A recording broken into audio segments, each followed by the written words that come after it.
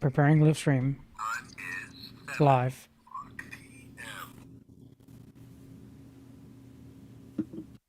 Let's go. Blind and beyond. Blind and beyond. Blind and beyond. Blind and beyond. It's the Blind and Beyond Show. With Hershi and Dave And Dave Hillbrand. They'll be talking to all kinds of interesting Hershi- people in the blindness Hershi, it's community Mike. and beyond. Your virtual cam.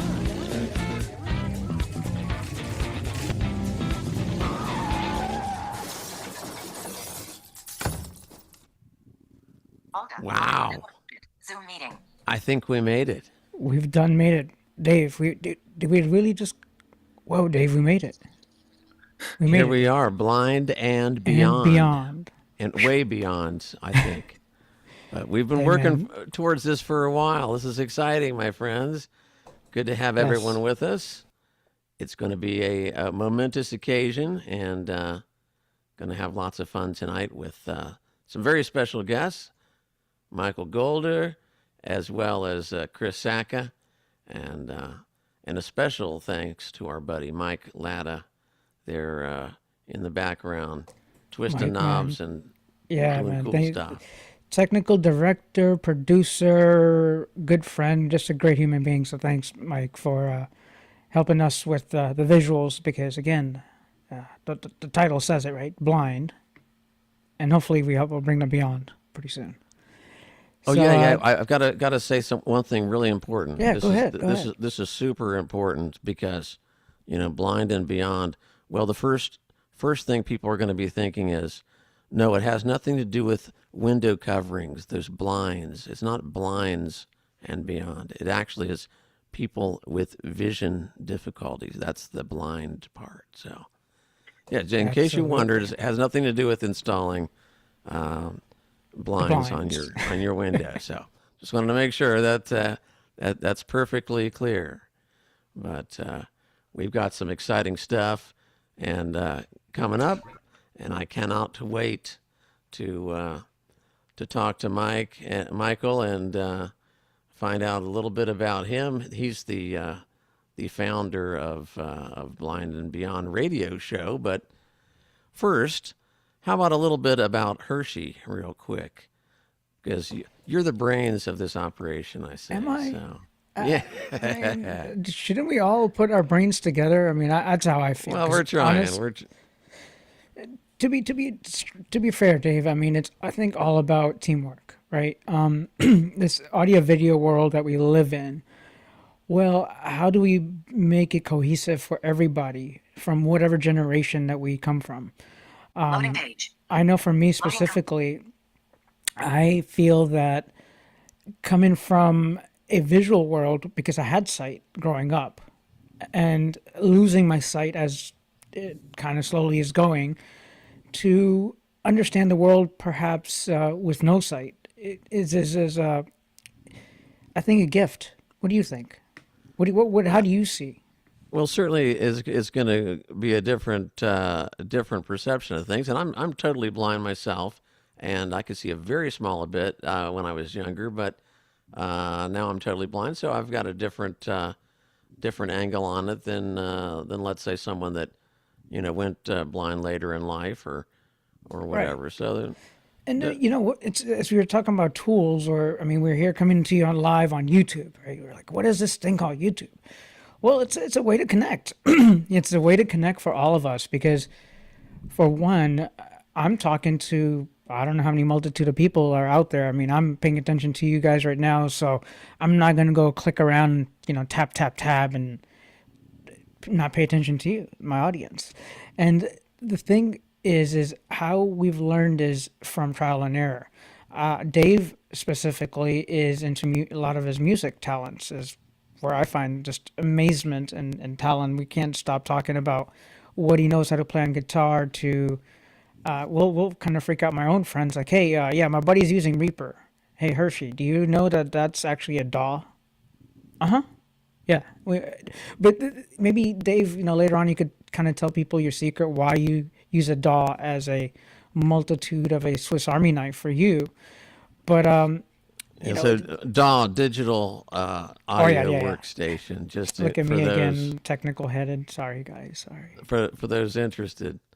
So, but so we've got a lot of different viewpoints. We're going to be happy to share and get some viewpoints from you, the listener. So you can always put comments down below, and we'll be excited to hear about those. So, I guess at that point, perhaps we might give a word from our sponsor, and we'll be back in just a couple minutes so we can talk to Michael Golder, who is the founder and originator of the Blind and Beyond radio show, of which we have spinned off. So thanks for tuning in, and we will be back in just a couple minutes.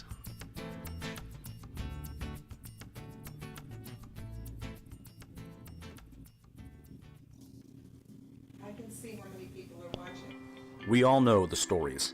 A blind child can't get a Braille teacher. A blind student won't receive a textbook. A blind adult is barred from a dream career. It's a constant drumbeat of lost opportunities. What? It's time to change the music. The Cadence Tactile Graphics Tablet is a revolutionary refreshable display that enables users to access images, multiple lines of Braille, and interactive animation. A child can meet their Braille teacher online. A student can carry thousands of books in their pocket. An adult can draw charts, edit diagrams, and collaborate with coworkers in real time. Paint pictures. Play video games.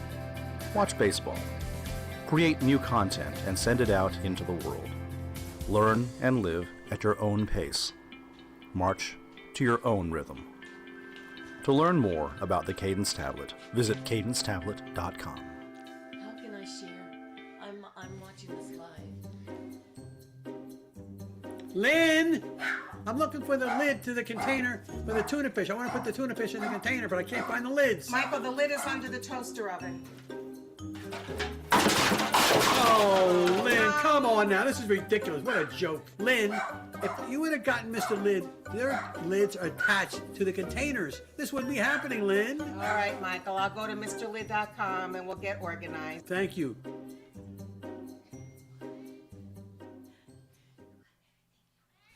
Tired of losing the lids to food storage containers and cluttered cabinets? Well, Mr. Lid containers solve that with their unique attached lid design, making them easier to find, use, and organize. With sizes from half a cup to 1 gallon, they're stackable, food safe, and easy to clean, making your life easier. Get yours today at MrLid.com. Use code BEYOND15 for first-time customers. That's MrLid.com. Guide Dogs for the Blind believes everyone deserves to live the life they want to live and to move through the world safely and confidently. That's why we offer a variety of programs at no cost to our clients. We match people who are blind or visually impaired in the U.S. and Canada with exceptional guide dogs. Guide Dogs for the Blind also provides a free orientation and mobility immersion program for people interested in learning the skills relevant to guide dog mobility.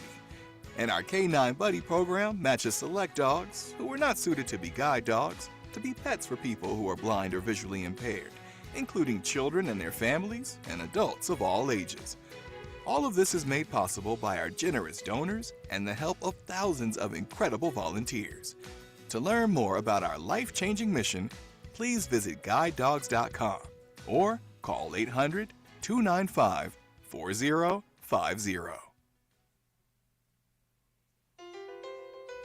At the Carroll Center for the Blind, vision loss isn't the end, it's a new beginning. Since 1936, we have helped individuals of all ages build the skills, confidence, and independence to thrive in a sighted world. From technology training to mobility and career readiness, we don't just teach, we transform lives. Take charge of your vision loss journey. Visit carroll.org. There's so many days where I just want to pretend I'm not going blind, and I can't. With retinitis pigmentosa, the unknown is everlasting. What I want most is to stop this in its tracks. It all really boils down to my family, seeing my beautiful wife, seeing my kids. If only I could have more time. My hope here with the Foundation Fighting Blindness is to drive towards a cure. Donate now or get involved at fightingblindness.org.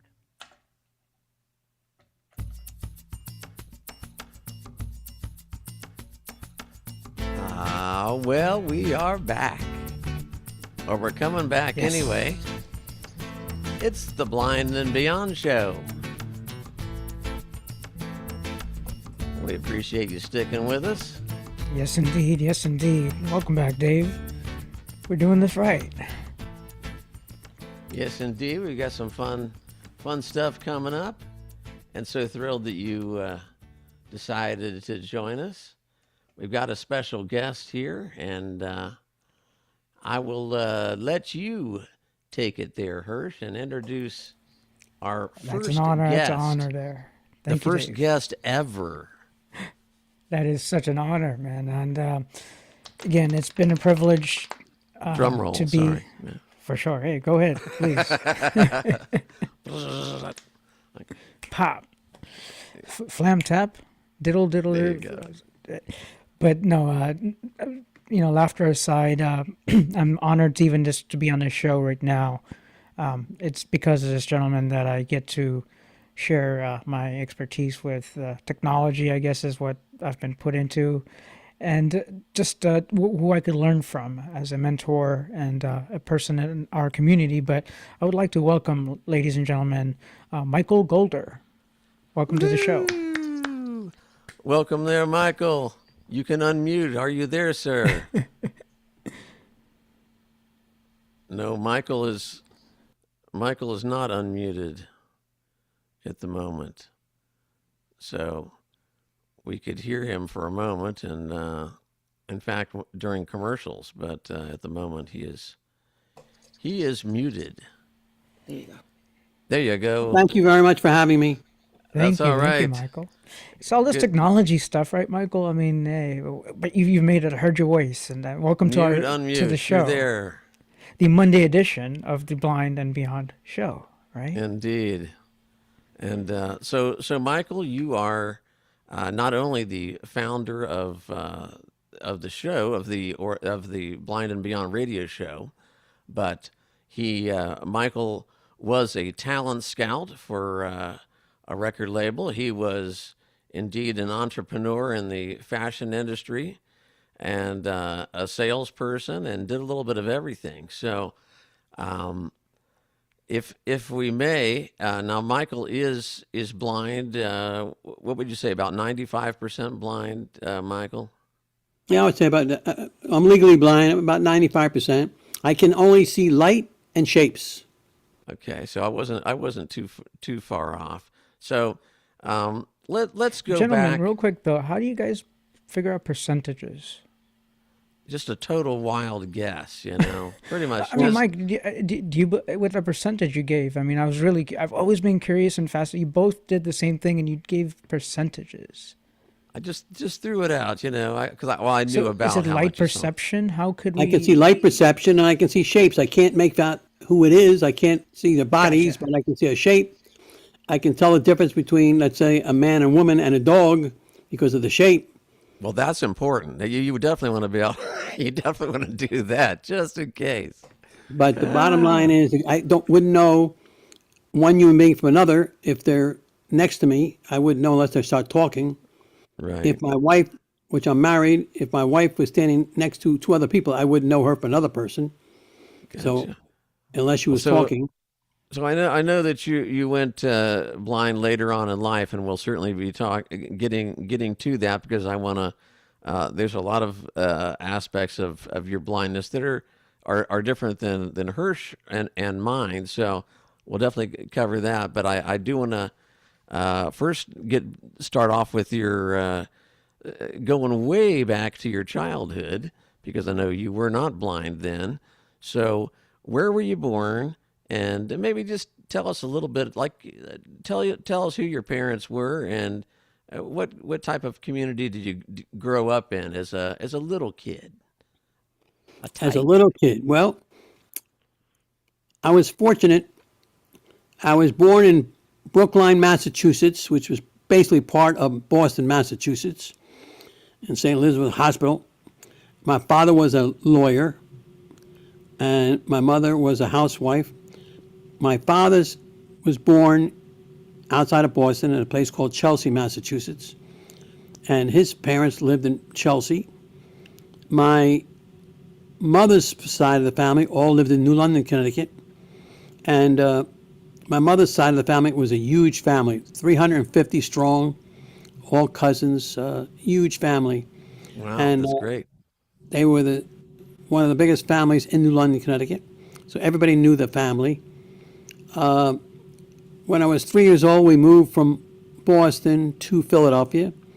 I lived in Philadelphia from 3 to 40. I guess you'd say this way. I learned at an early age, if you're going to be something and someone, you better be first. Because nobody ever looks at you if you're second. If you're first with something and you don't have any competition, it makes life a lot easier. So basically, everything I've ever done, I always went to go do something that was first.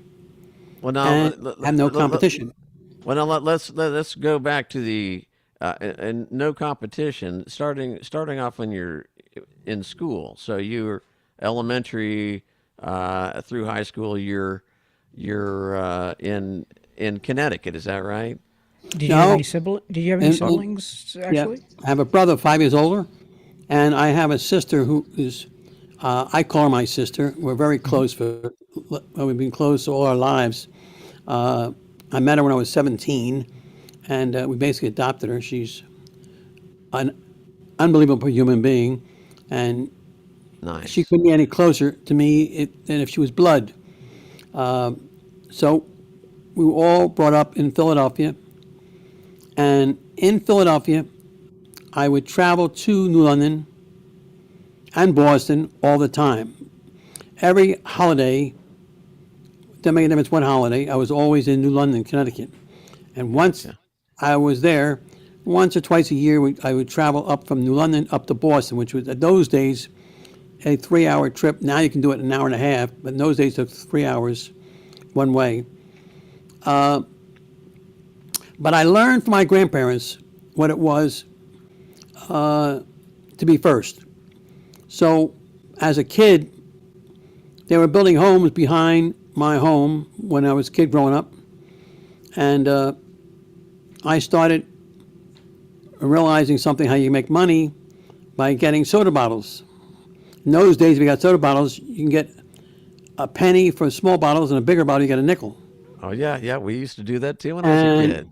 I would get all the kids in the neighborhood working for me, and I would collect thousands of bottles from all these workers that were working in these homes.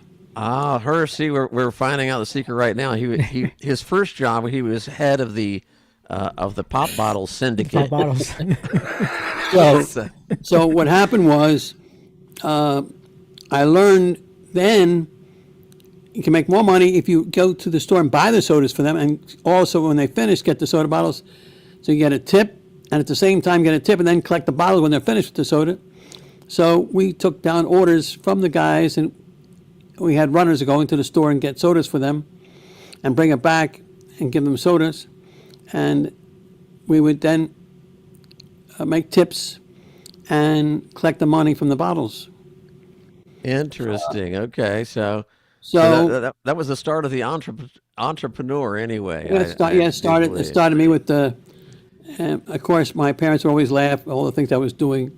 Now, can I say safely that you may have achieved where you are now, or becoming a successful entrepreneur? It was not necessarily from your school book prowess, but your street smarts, possibly. Oh, that's correct, 100%. That's smart. That's correct, 100%. Whatever I learned from life was not from school or college. It was always from the street. Absolutely, that's correct. That's 100% correct. Which a lot of people will tell you that school is important, but at the same time, experience is what a lot of jobs are interested in as well. That's correct. The experience is the practical big idea. the big part. So let's zoom ahead just slightly, because one of your first true jobs was kind of work. I guess you're working for the record promotion company as a. No, let's back up a minute. When I was in Connecticut, my grandfather, may rest in peace, he had a company that made shorts and some jackets. And at that time, it was a small company. And I saw something happening there when I was a kid. It's very interesting. And I would go back to Philadelphia and think about what I saw. And at that time, my brother met a disc jockey who at that time was the biggest black disc jockey in the country. His name. Well, that's what I was going to ask you, is how Sacka. you eventually got into the music. Yeah, I'm telling you right now. So my brother met this fella named Jocko. Jocko was the biggest black disc jockey in the country at that time. He's a black disc jockey. And he was the number one disc jockey in Philadelphia.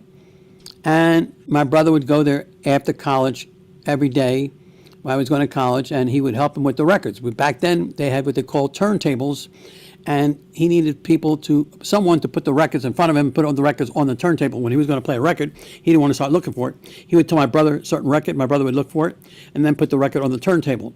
So my brother was his assistant.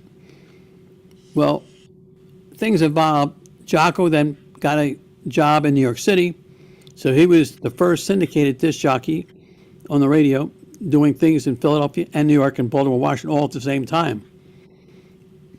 And at that time, when he was leaving to go to New York, he mentioned to my brother, since he was going to become a disc jockey in New York and be on the top black disc jockey, black radio station in New York, which was, of course, R&B, that my brother, if he wanted to get out of school, if he wanted to open up distributorship for the Mid-Atlantic states, that he could get all the labels that people want to play his record. He would say, look, if you want to play my records, I want the distributorship in Philadelphia.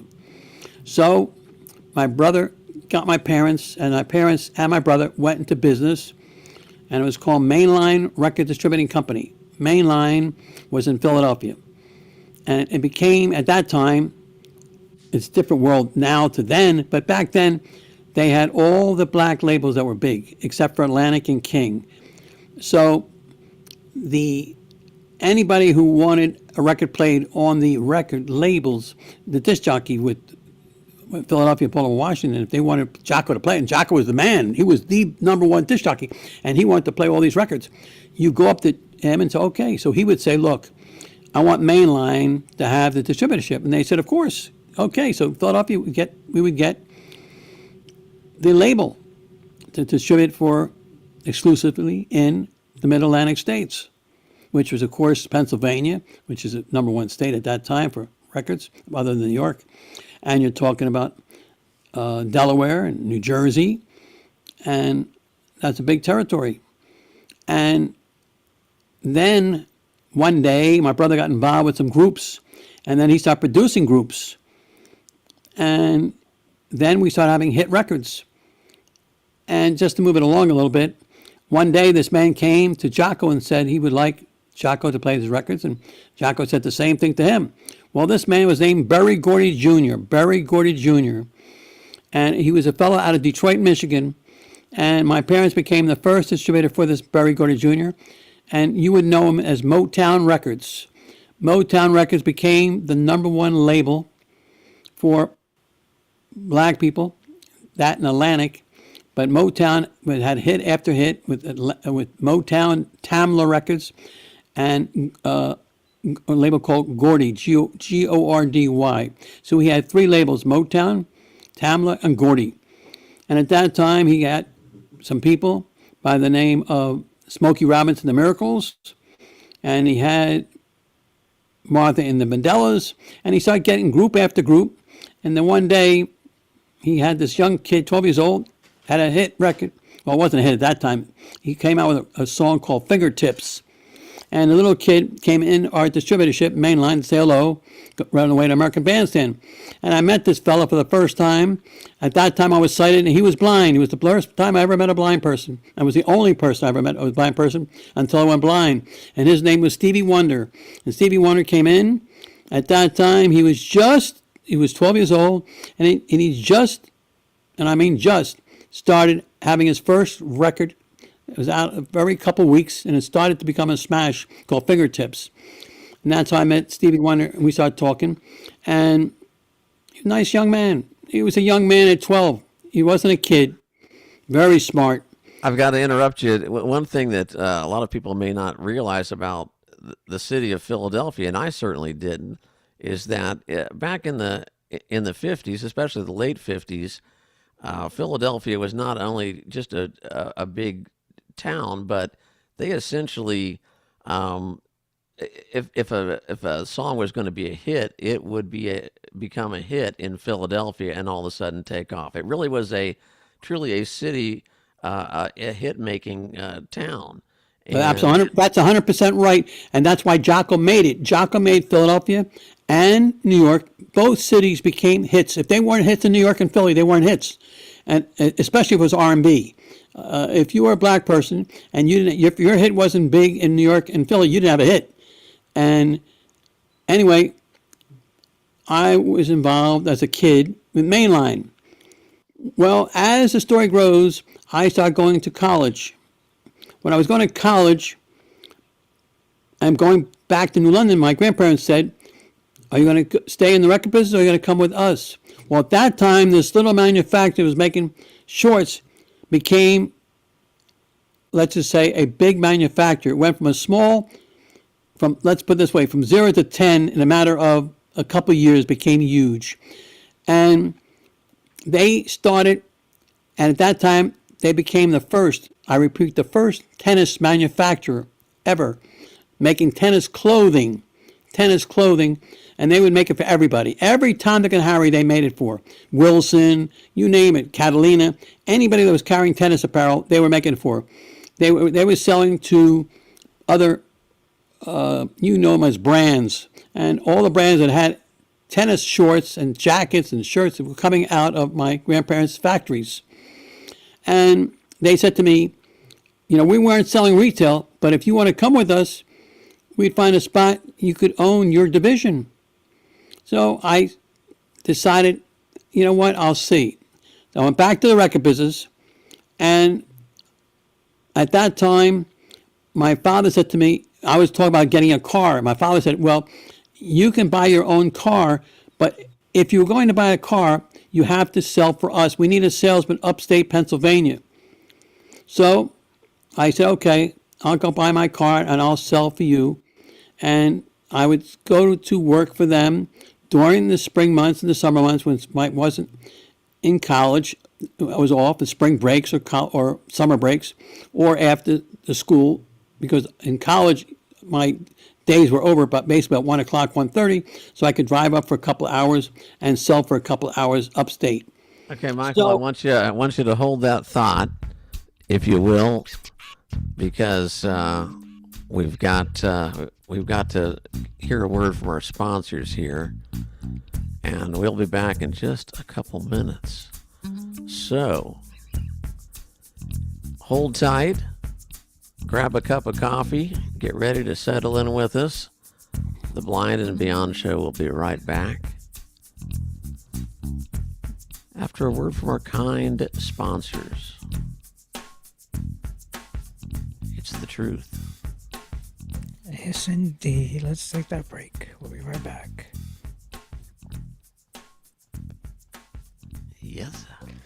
You know what? We'll go check on that YouTube down there. Let's go check out those comments.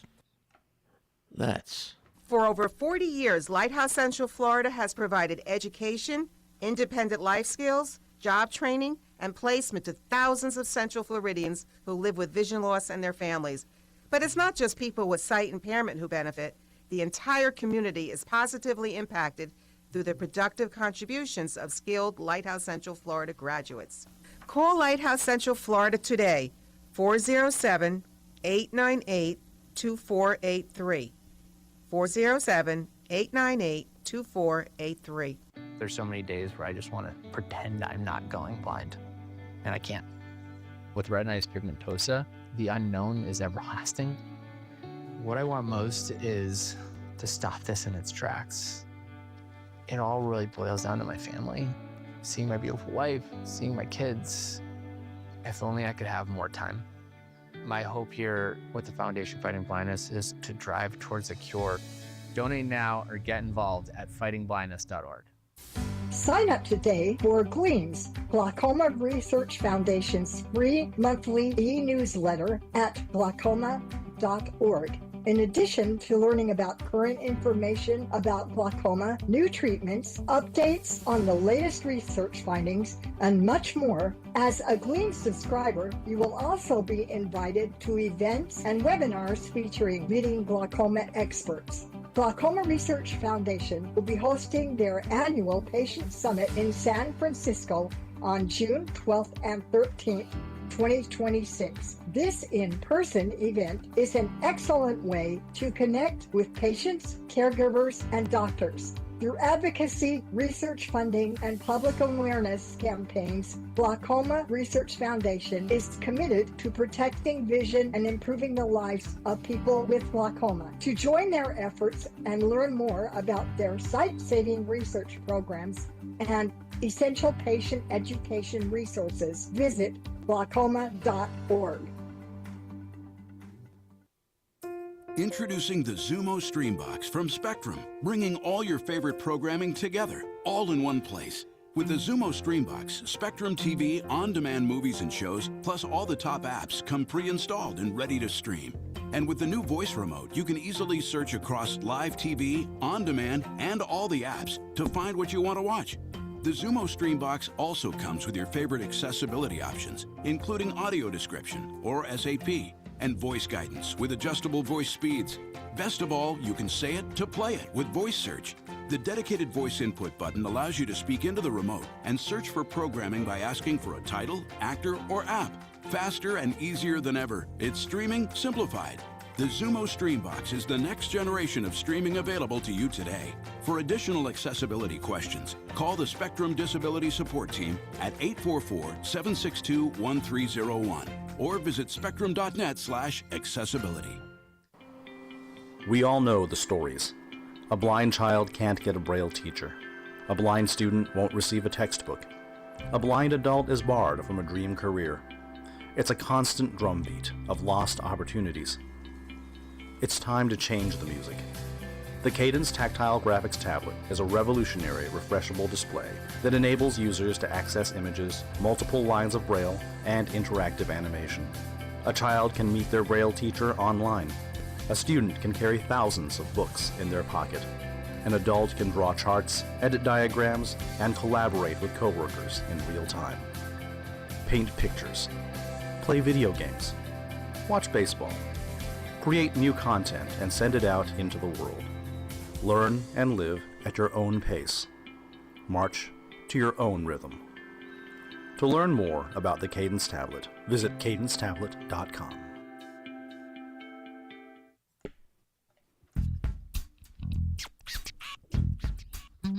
Aha! Looks like we are back. Yes, we are. It's the Blind and Beyond show with Hersh and Dave. And don't forget Michael Golder we've got in the wings today. We were just talking about Michael's childhood. Michael, the founder of the Blind and Beyond radio show, of which we are a spinoff. So only right that we talk to Michael and find out how he got the show going and all that stuff. Certainly, man. And you know what? It's all about that entrepreneurship, right? It is true. Yeah, man. So back with Michael here now. And, yes, indeed. Mike, you still here with us? I'm here. All right. Well, welcome back. And so where were we? We were... we left off when I had to make a decision to go into the record business full time or go to my family's clothing business down in Connecticut or up in Connecticut. So what happened was I met a girl, the old story, I met a girl, and we got engaged. And things went astray. And I met her when I was 17. She was 15. We got engaged. I was 18 and she was 16. We got married. I was 20. She was 18. And This when math is we getting got hard married, already. when we got married, she said she'd rather have me in the clothing business because it was more secure, and she didn't like the record business. So I decided to go with my grandparents. And my grandfather at that time was still living. And they said to me, you come with us and your new divisions, you'll open up a new division and you'll open up retail stores, because they didn't have any retail stores. They were only selling to the brands, the Catalinas, the Wilson, the Spalding, you name it, they sell to. So I went with them and I stayed in the factory, learned a little bit about clothing, and then got a bag, and they put some tennis stuff in there, and I started going out selling this bag of tennis clothing. And I started going to retail stores, and they were just starting with clothing in the tennis world back in the 60s. And I started to open up store after store, and I was having a field day. And I was working 6 months a year, and it was like taking candy from a baby, as they say. It was a joke. Because I was working half time is good. And I had no competition.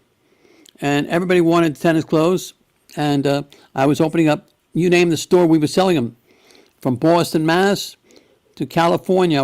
I had the whole territory in the whole country myself. And I was opening up the stores. I don't care what it was, whether it's Sears or a department store, Macy's, or what the mechanism it was. I was opening them all up. And then my grandparents, first my grandfather died, then my grandmother died, and I was still working at the factory, and the factory's become bigger and bigger and bigger, and I was moving right along. Then one day I opened up this one account, I'll never forget it. I didn't even know how many stores they had. It was humongous. Later on, I got the when I was with the buyer, and he said to me, "I'll take 500 of this and put me down stores for 1,000. This store's for this." I didn't realize how many stores he had. And then when I walked out, I started laughing. I said, "This order here is like close to $2 million." And I was getting 7% commission at that time, only commission from my grandparents and uncle. They only gave me commission. So at that time, for that order, I made $140,000 commission, one sale. And this is back in the 60s, which is a lot of money. I called up my wife at that time and I said, "We're moving." She said, "What do you mean we're moving?" I said, "We're going to buy a nicer, bigger home." I said, "I just got this one order, $140,000 commission." So this was the way it was all the time, getting these big orders, and it was tremendous. Well, one day, make it short and sweet, one day I was working for them at that time about 6 years, and I went to them one day, it was right before Christmas, and I said, "I'd like to talk to you." My two uncles were there, and they came into one uncle's office. They both sat down. I sat down, and I said, "Okay, I would like to talk about me getting some shares in the company." So my one uncle said, "What do you mean shares?" I said, "Well, Grandpa always said that if I did well, and I'm doing well, I'm bringing millions of dollars worth of business to my division, that I can have a piece of it." I said, "I'm not looking for your company. I'm looking for the division that I opened up."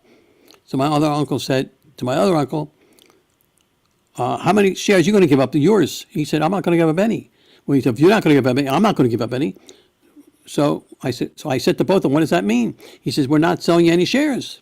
I said, "Well, can I buy some shares? I don't want much, just something to call mine, since it is mine." And my two uncles said, "No, we're not selling." Well, I said right there, "Then I guess I got to give you my notice." And my one uncle said, "You're not leaving. What are you, nuts? You're making all this money. You're going to leave?" I said, "Yeah, I'm going to leave." I got my 2 weeks notice. I got up and I walked out the door, and I stood there and I turned around and I said, "You know, it's Grandpapa's alive. I would have had a piece of this company without even buying for it or pleading for it. Sure. And now I built up this one division from nothing, and it's a multi-million-dollar business, and it's all mine. I know it's mine. You know it's mine. And I walked out the door. I called up my wife.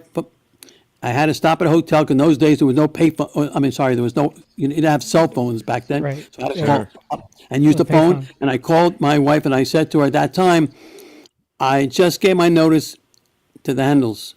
She said, what? I said, yeah. I said, now, are you upset with me? She said, no, it's your call. I said, what? She said, what are you going to do? I said, I'll think about it. On the way home, I'll tell you. So I got in the car and I started driving myself and I said, okay, I'm not going to compete with my uncles. I wouldn't do that to them. I'm not going to go in the tennis business because that's theirs. Right. So I'm going to do something myself. I got to figure out now what's different, what's unusual that nobody else is there. So I heard about something. Somebody told me something about ribs. So I decided from one word to another to go into the men's skinny rib business. These were sweaters that were very small, but as you put them on, they stretched, and they called themselves skinny ribs. So I started these skinny ribs business for men sweaters. They were called skinny ribs back then. All V-necks, crew necks, turtlenecks, ribs, solids, stripes, all different ways. And this business became huge. And after the first year, I was doing more than $1 million. And I started taking in some of my friends as salesmen, and we started doing a few $1 million. And then I turned around and I heard my uncles, that little division I opened up that was mine, that they wouldn't give to me or help me, they sold it for $8 million. My old company, they sold for $8 million. And bottom line is, I kept the business going with what I'm doing with the ribs, and I started making shirts and all kinds of different shirts. So I realized everything in life that I'd always done from that point on was always first. And the minute a lot of other people got into ribs and they started becoming price, everything was price, I got out. Because I realized you can't stay with the item that long. So the question is, you got to keep on. One thing about business, you either go up or you go down. You never stay the same. It's either up or down. So how old are you when this is happening? When you're owning this company and doing the sweaters? How old are you? I was 26. Okay, so you totally jumped over the rock and roll business that I was trying to point you towards earlier, but that's okay. Because when I was involved with it, I was a kid. I was 17 years old, and 18 year old. And we're rolling right back to that because I wanted to cover exactly what you did as a kid before we get too far into the adult age. Well, I told you, when I got involved with the business, I was a salesman for them, selling the records upstate Pennsylvania. That's when they needed salesman help because they didn't have any salesmen. So my father said, I could buy my own car if I went and worked for them and sold for them upstate Pennsylvania. So I would go up to Harrisburg. But also you did some other things, it turns out. Well, then I got involved because I got involved with, I saw my brother doing it, so I decided to do it too. I got my own groups off the street, and I started start producing records with my next door neighbor. Like a talent scout, so to speak. So I got my next door neighbor and I, we started going in after we got this one group called the Intruders, which later became very big. They had a hit song with another company called Cowboys to Girls. But I took them out of a barbershop, and they were singing, and I heard them in this barbershop, and I got them right off the bat, and went to them. And so they were singing a cappella in the barbershop? They were doing doo-wop. I specialized, like my brother, in doo-wop, all the doo-wop groups. So my brother, and I had, in Philadelphia, my brother had a lot of hits. Oh, he had a lot of hits. And he was very well known because of Jocko in the record business at that time doing doo-wop. So you pretty much know all the records in 56, 57, 58, 59, all those artists that were black, we had them all pretty much. I would say 90-some%, we had them all.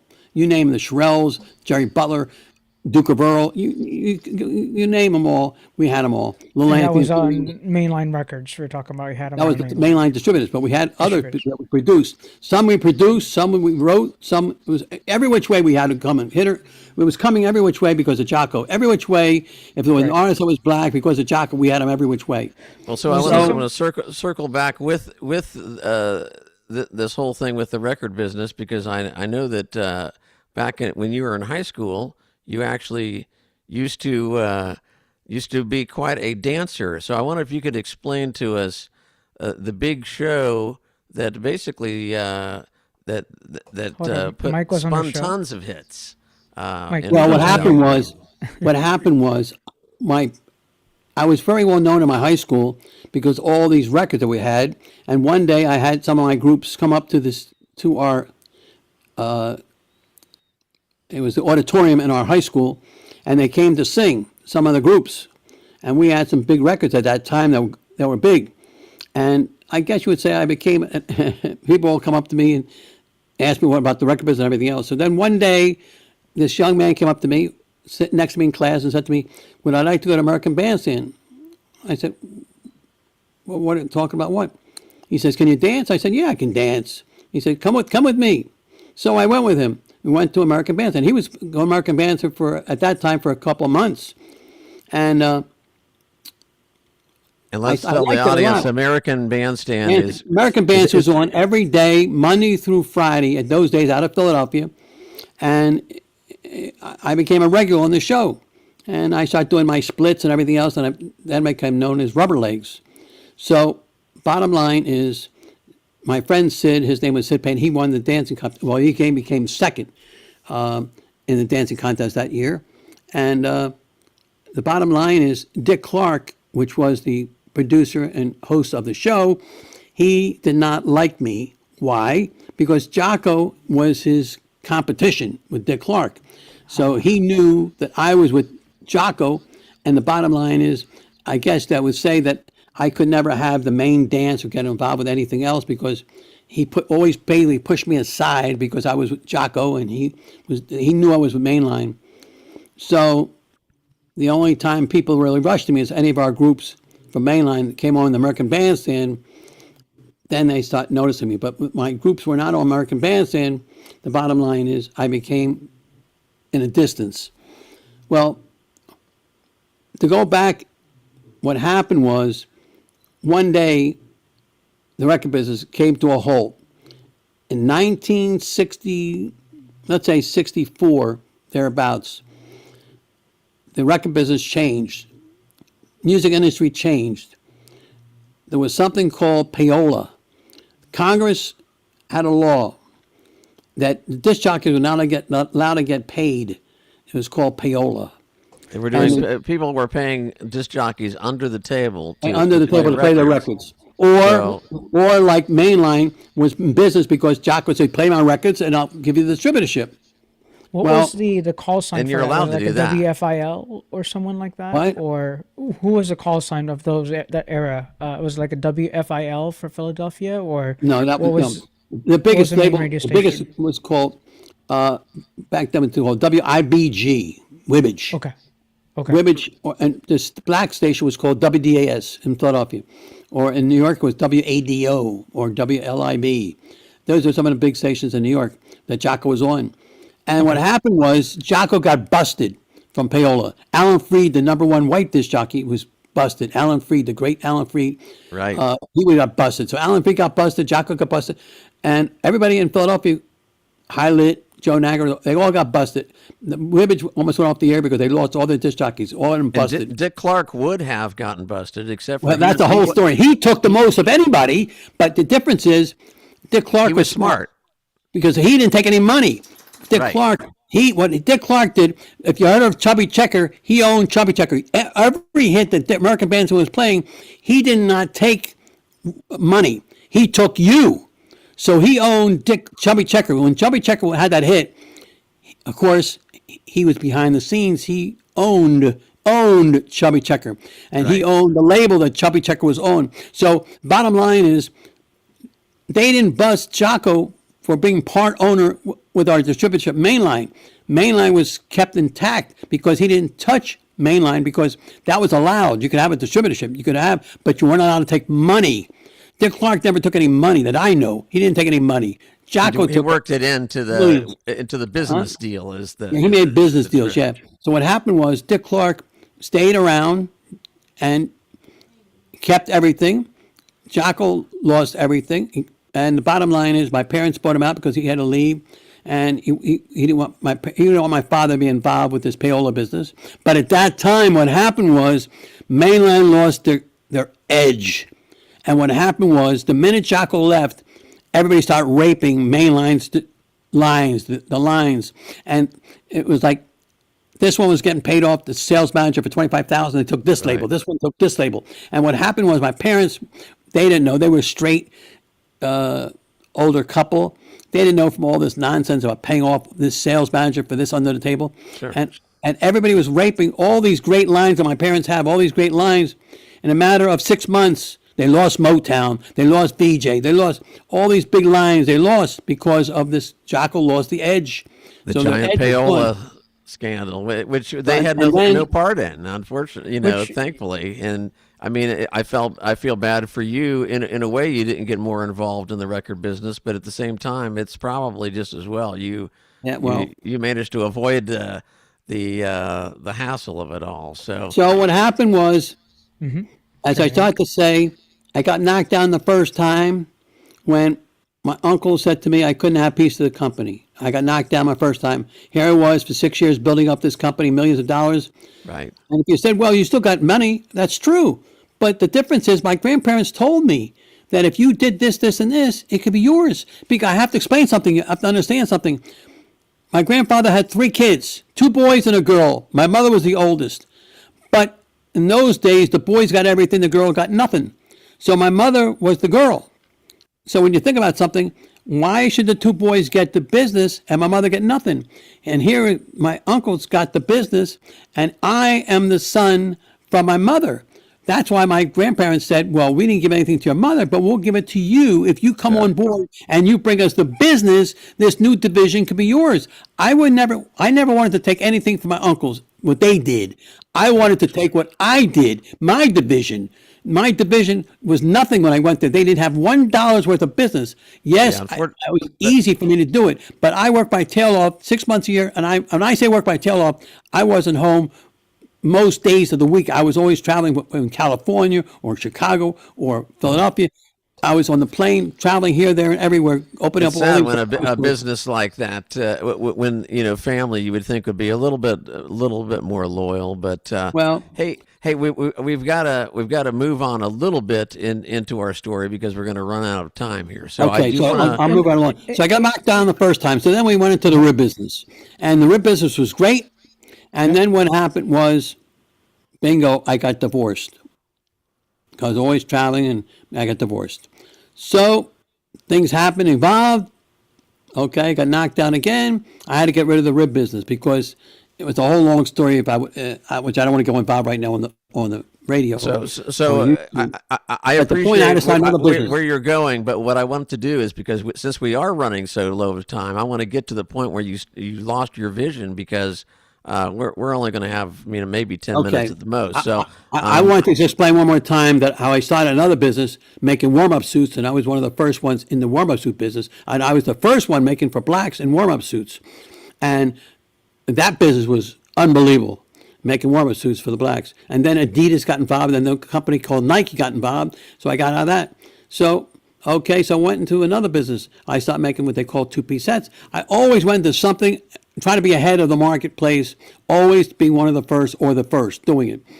Then I was studying this for a long time, for over 40 years. Then one day, driving in the Ohio Turnpike with one of my salespeople going from Cleveland to Detroit, I was driving the car, everything's fine, and I said to my salesperson, would you mind driving? I feel like reading the paper. So I pulled over the rest stop, got out of the car, went around to the passenger side, started reading the paper. And the salesperson started driving the car. We were on the way to Detroit from Cleveland. And here we are, and all of a sudden, reading this newspaper, everything went dark. I said, what happened? Everything's dark. When I say everything dark, it was like all I could see was light, but I couldn't see anything else other than the light. And it wasn't the eclipse. I thought maybe it was my glasses. I took my glasses off. The only time I ever needed glasses another time was my reading glasses. That's the only time I ever needed glasses. Because I just went to the ophthalmologist like a month before and everything was fine. And here I am in darkness. Well, to make a long story short, went to 2 hospitals there later and found out due to stress. That's why I lost my vision. And it never came back. They thought maybe come back, but it never did come back.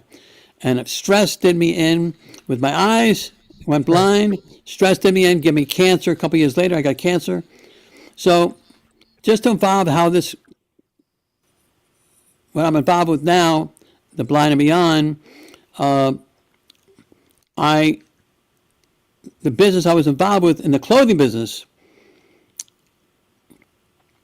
the banks, because we had a very multi-million-dollar business, and what happened was you need credit from the banks. You have to have credit because you're between your fabric that you're making and you're buying 6 months in advance. Cost of material. And the cost of material, and also what's happening, you have inventory, and then you have, the biggest thing is when you ship to customers, they take 4 to 6 months to pay you. And the bottom line is you have to have credit somewhere. I don't care what company you are. Every company, I don't care, General Motors, they always get credit from somewhere. Somebody's so you getting had no credit. The banks, they saw that I went blind. They wouldn't give, they pulled everything out. Bing, they pulled it away from me. They said to me, how can you run a business? You're blind. Okay, and I said, what are you talking about? I always had a successful business. They wouldn't give me any credit. And I went to different banks, and the minute I walked in with my cane, it was like, they didn't say anything, but it was like a silent world. They wouldn't give me credit. So the bottom line is, I had to go out of business with a successful business, and I closed it down, and then had to move from the house with him because we had a very, very big home. We had to move, and here we are, my wife and I, what are we going to do now? So one day she was reading the paper and saw that a radio station was interested in hiring a salesperson. So I went there, and the son of the owner was interviewing me, and he liked me because I had my resume with me, and he brought in his father, and the father was reading my resume. He started laughing. He said, so what can I do for you? He said, that's some resume. I said, well, I care for a job. So he said, you're hired. I said, wait a minute, do you know that I'm blind? He said, I don't care about your eyes. I care about your mouth. He said, can you sell? That's all I care about. I don't care about your eyes. I don't care if you can see. I care if you can talk. Can you talk? Can you sell? I said, of course I can talk and sell. He said, well, then you're hiring her.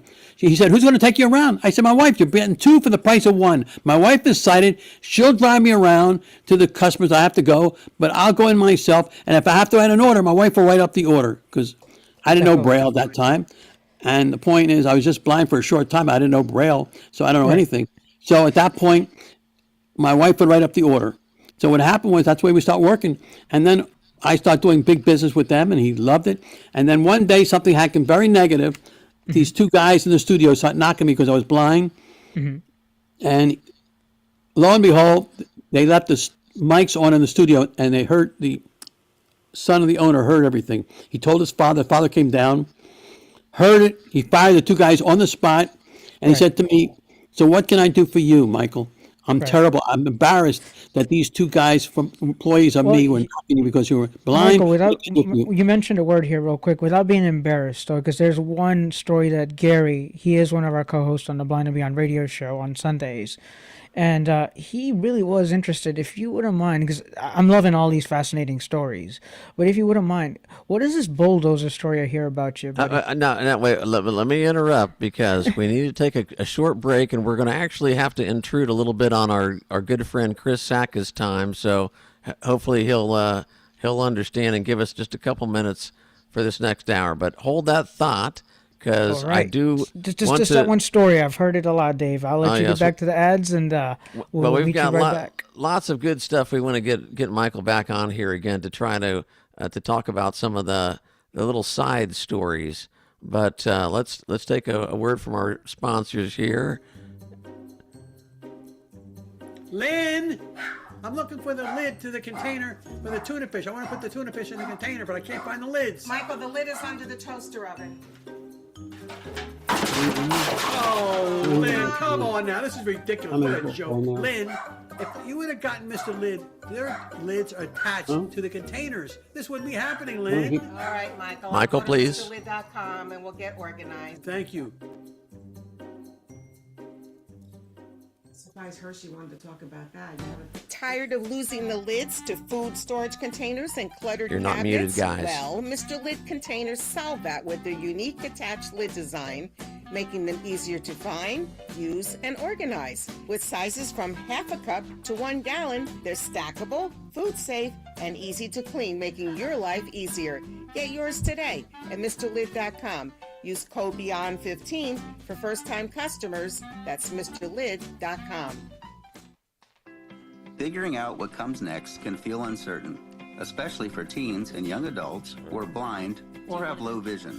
At New View, Oklahoma, our Navigate Transition program helps young people move confidently into the next chapter after high school, whether college, career, or both. Navigate builds independence, skills, and self-confidence for what comes next. Through this immersive 2-week experience, young adults learn alongside peers while practicing real-world skills like financial management, meal preparation, assistive technology, orientation and mobility, and navigating the community. Participants also explore careers, build resumes, practice interviews, connect with professionals, and experience job shadows. Spots are limited and the program is offered at no cost. Learn more at newviewoklahoma.org. That's newviewoklahoma.org.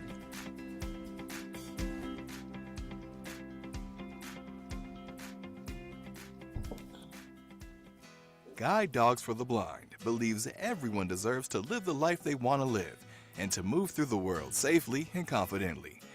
That's why we offer a variety of programs at no cost to our clients. We match people who are blind or visually impaired in the U.S. and Canada with exceptional guide dogs. Guide Dogs for the Blind also provides a free orientation and mobility immersion program for people interested in learning the skills relevant to guide dog mobility. And our K9 Buddy program matches select dogs who are not suited to be guide dogs to be pets for people who are blind or visually impaired, including children and their families and adults of all ages. All of this is made possible by our generous donors and the help of thousands of incredible volunteers. To learn more about our life-changing mission, please visit guidedogs.com or call 800-295-4050. Let's go. Blind and beyond. Blind and beyond. Blind and beyond. Blind and beyond. It's the Blind and Beyond Show.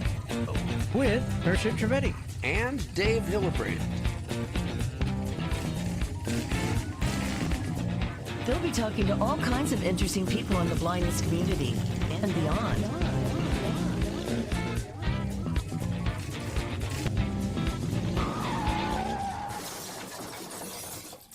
Oops. Woo! Done We did made again, it. but we're back. We made it to the other side of the hour, not to mention back to YouTube. And we are here with Hershi Trivedi. I'm Dave Hillbrand, and we've got Michael Golder as our guest here. And we want to finish up with Michael because we've got another guest coming up very shortly with our good friend Chris Sacka. But Hersh did mention a very special story, and we would be remiss if we didn't catch that because Gary was he was intrigued. I mean, he did shout it out last time, and shout out to you, Gary. Thank you for your service, for what you've done for us. And yeah, Michael, if you wouldn't mind, we could dibble-labble into a couple quick stories here before we say goodnight. So going back to your childhood there, let's try to put this together first. Now, I'll make it short and sweet. All kids are bad at one time or another. It's one of the times I was bad that they were building homes. As I told you, there was men building homes. One of the many times he was bad. Right behind my house, and there was a bulldozer there, and all the kids in the neighborhood were messing with it. And I decided to get up on the bulldozer, sat behind the wheel, whatever you want to call it, and start messing with gears. And whoever left the bulldozer left the key in there, and I turned the key on, and it started an engine up. And I took the bulldozer and I started pulling these gadgets. Before I know it, I was knocking down a house. So I knocked down this Michael's brand the new first. house. He's always the first to everything. I'm I kidding, knocked I'm down kidding. this house that they were just building, and Thank goodness it wasn't yours, right? of course I ran home and hid under the bed because I knew I was going to get a licking for that. But at the Oh, time yeah. I was only 12 years old. But to go back into, I want to bring this up. Sure. So go all the ahead, sir. times I got knocked down and got up, knocked down and got up. Now here I am in the world of blindness, and at the same time, I have an opportunity at a radio station, thinking to myself, what do I want to do? Because he's saying to me, this owner of the station, do you want to do something? And he said to me, you've been selling, and at that time I was making some commercials for him, so he knew I had a good voice. He said to me, I got 3:00 spot open. Do you want to have that an hour show? Get me an advertiser and I'll give you the 3:00 spot. I said, yes, I want the world to know about a blind person. And that's why I came up with the name about Blind and Beyond. We first came up with the name Blind Matters. That blind matters, that you're blind, it matters if you're blind. That's how I come up with Blind Matters. But the word came later, Blind and Beyond, because to me, there's always blindness, and beyond blindness, there's life beyond blindness. And that's why I came up with the word blind and beyond, because beyond blindness. So And that was then 2016. I thought, huh? Was that about 2016? When it's about 10 years ago. No, right, this when the was blind, this was 2012 2012. Okay. when I saw my first show called Blind Matters. Blind Matters. Okay. And my whole idea was the same with Blind Matters, with Blind and Beyond, was I know nobody else had a radio show on the radio. I'm not talking about a podcast. Every Tom, Dick, and Harry back then had a podcast too, but I'm not talking about a podcast. I'm talking about on the radio. And I'm talking about where you can talk and have people call in and have a discussion live. And I wanted to express myself to the world and tell people to educate the sighted people about the blind world, and also inform the blind people about there's other things in life that they can learn and know about besides blindness. To empower each other. Yep. So the point being is this way, I wanted to bring the sighted people into the world of blindness and have the two worlds connect as one. And I wanted to do something to help the blind folks like myself, so people know that we can be independent. It's the same way when I walk down the street and I ask someone, can you tell me where so-and-so, and they'll always say, it's over there. And I'll say to somebody, what do you mean, what's over there? And I'll have to say to them, is it right or is it left or straight? And they say, well, let me take you there and show you. I said, I don't need your help, thank you. Just tell me, is it straight? Is it left or to the right? Just give me direction. And I will find it myself, thank you. But that's been my life. If you're knocked down, get up there and do it again. So I started at that show when he gave me an opportunity to go on to the radio. I got Anheuser-Busch to come on the air and sponsor the show. And then I started Blind Matters, and then it started doing very well. And what happened was I got cancer. And my doctor made me stop the show because I had to go in for treatments every day for a couple of months, every day. So that was not good for the radio show. At the same time, I was too stressed out, everything else, and the doctor did not want me to be stressed out any more than I was. Right. And the bottom line is, going for my radiation treatments every day, I couldn't do it much. Take a hiatus. So I stopped Blind Matters for a couple of years. Right. And then in 2016, now we're at 2016, Yeah.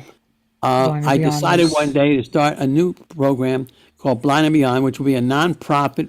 The other show was for profit. 501(c)(3), A nonprofit, 501c3.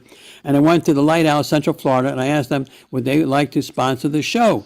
And if so, I'll start a radio show called Blind and Beyond, and Lighthouse, Central Florida could sponsor the show.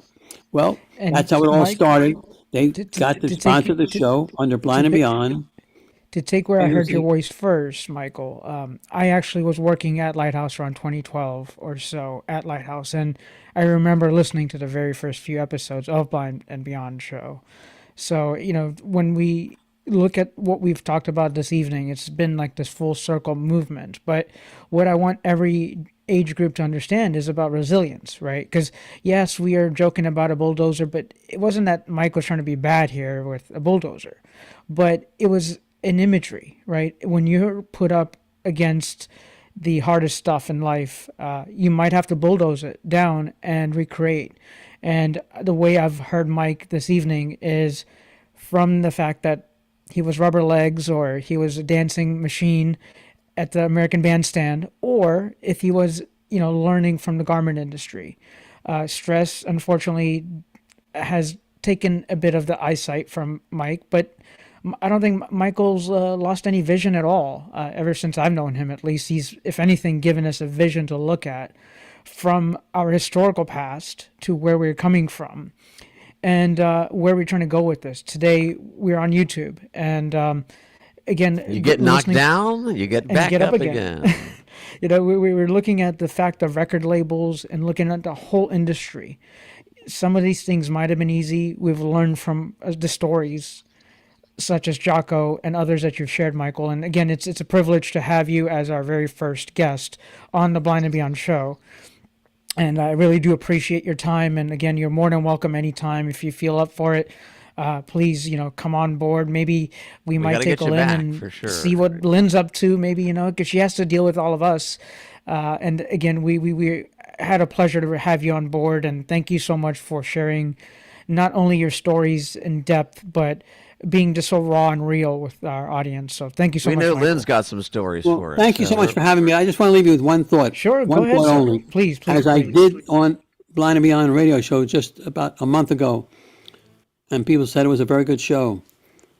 I want to stress to anybody who's listening, you always have to plan what they call Plan B. What is your Plan B? My life has been Plan B every which way, because every time I got knocked down, I had to come back with another plan. Every time I got knocked down with my grandparents when they died, and I lost this other situation, and then I got involved with this other business. There was always something that knocked me down. I had to get back up, whether it be the cancer or the blindness. Something always knocked me down. I had to go to Plan B, Plan B, Plan B.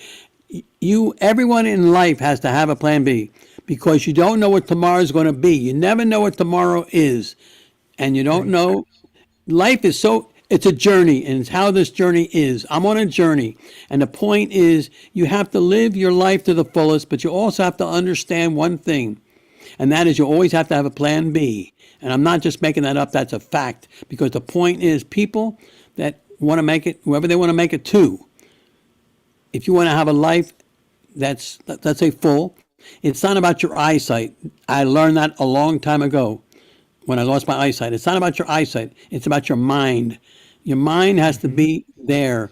And that's where you always have to plan B. When I lost my eyesight, I only went numb. I went numb, and I thought to myself, okay, what do I do now? Now where do I go? What do I do now? And you have to think about, what are you good at? What can you do? And I said, that woman that can bake a cake, well, she gets out of business of making cakes to restaurants. She can do a lot of things if she can bake a cake, even though you're blind. Yeah. There's all kinds of things you can do if you are blind. If you are blind, you can open your mouth and sing, and then you become a singer. That's why you have Stevie Wonder became a great singer. And we know it didn't come easy, though. That's the thing. Exactly. And the point you had to is, work at it. 100%. You got to work at it. You got to do your best. And it can't be a part-time thing. It's got to be a full-time thing. You have to give it to your best. You have to give your best shot. And that's what it's all about. And the point is, if you can't get a job, don't worry about the job. Work for nothing. I did. Work for nothing. When I went to work for my uncles, they gave me $60 a week. That's just enough to pay my gas, and I had to stay in hotels. By the time the week was over, if I didn't make commission, I'd make nothing. So the bottom line is, it's all about one thing, Plan B. Thank you very much for having me. Thank you, Michael. Not at all. We appreciate you, man. And thank you. And it was indeed a pleasure. And hopefully, we'll get you back on here again.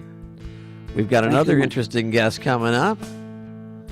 Our good friend Chris Sacka is going to be joining us in just a few minutes. Yes. And excited to hear about his life and all what he's doing these days, independent living specialist, and lots of other cool things. So, be back Really after these appreciate it. words. Thank you. Don't go anywhere. We will be right back. Grab a cup of coffee, something cool to drink, maybe a Pop-Tart, or a PB&J, and we'll be right back with Chris. Hey, man, I just took a bite. I'll be back. You took a who? I was just taking a bite of my sandwich, man. I'll be right back, I guess. Okay, yeah, After the sandwich. that's cool. I've got some chocolate chip cookies, by the way.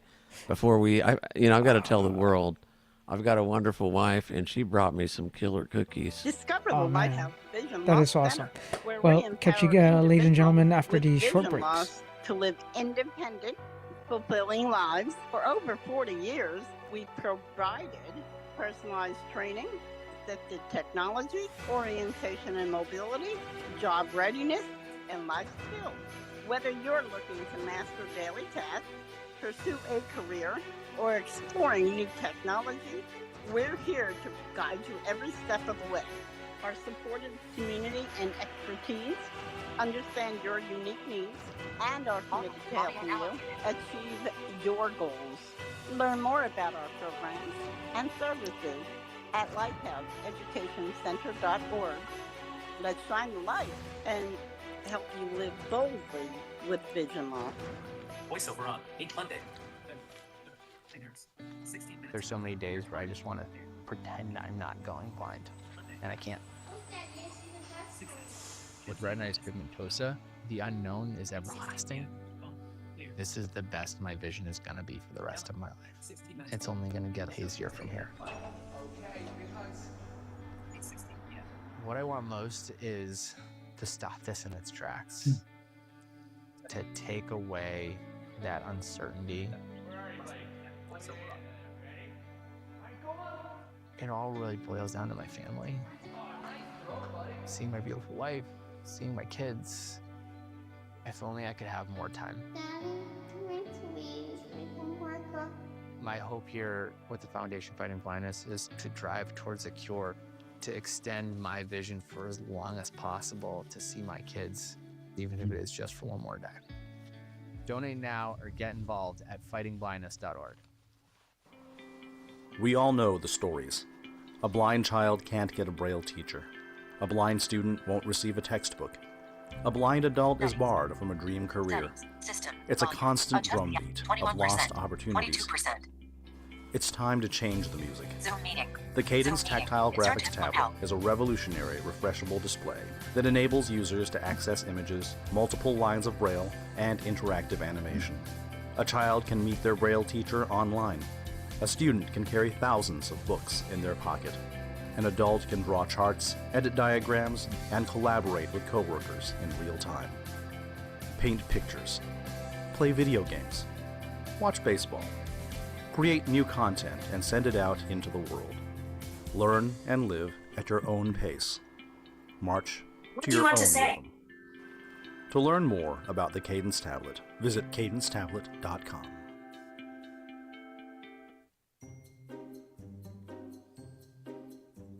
Lynn, I'm looking for the lid to the container for the tuna fish. I want to put the tuna fish in the container, but I can't find the lids. Michael, the lid is under the toaster oven. Oh, Lynn, come on now. This is ridiculous. What a joke. Lynn, if you would have gotten Mr. Lid, their lids are attached to the containers. This wouldn't be happening, Lynn. All right, Michael, I'll go to MrLid.com and we'll get organized. Thank you.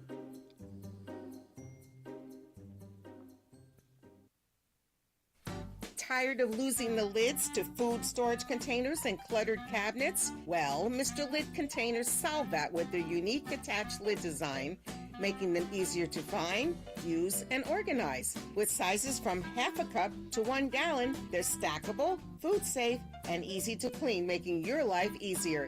Get yours today at MrLid.com. Use code BEYOND15 for first-time customers. That's MrLid.com.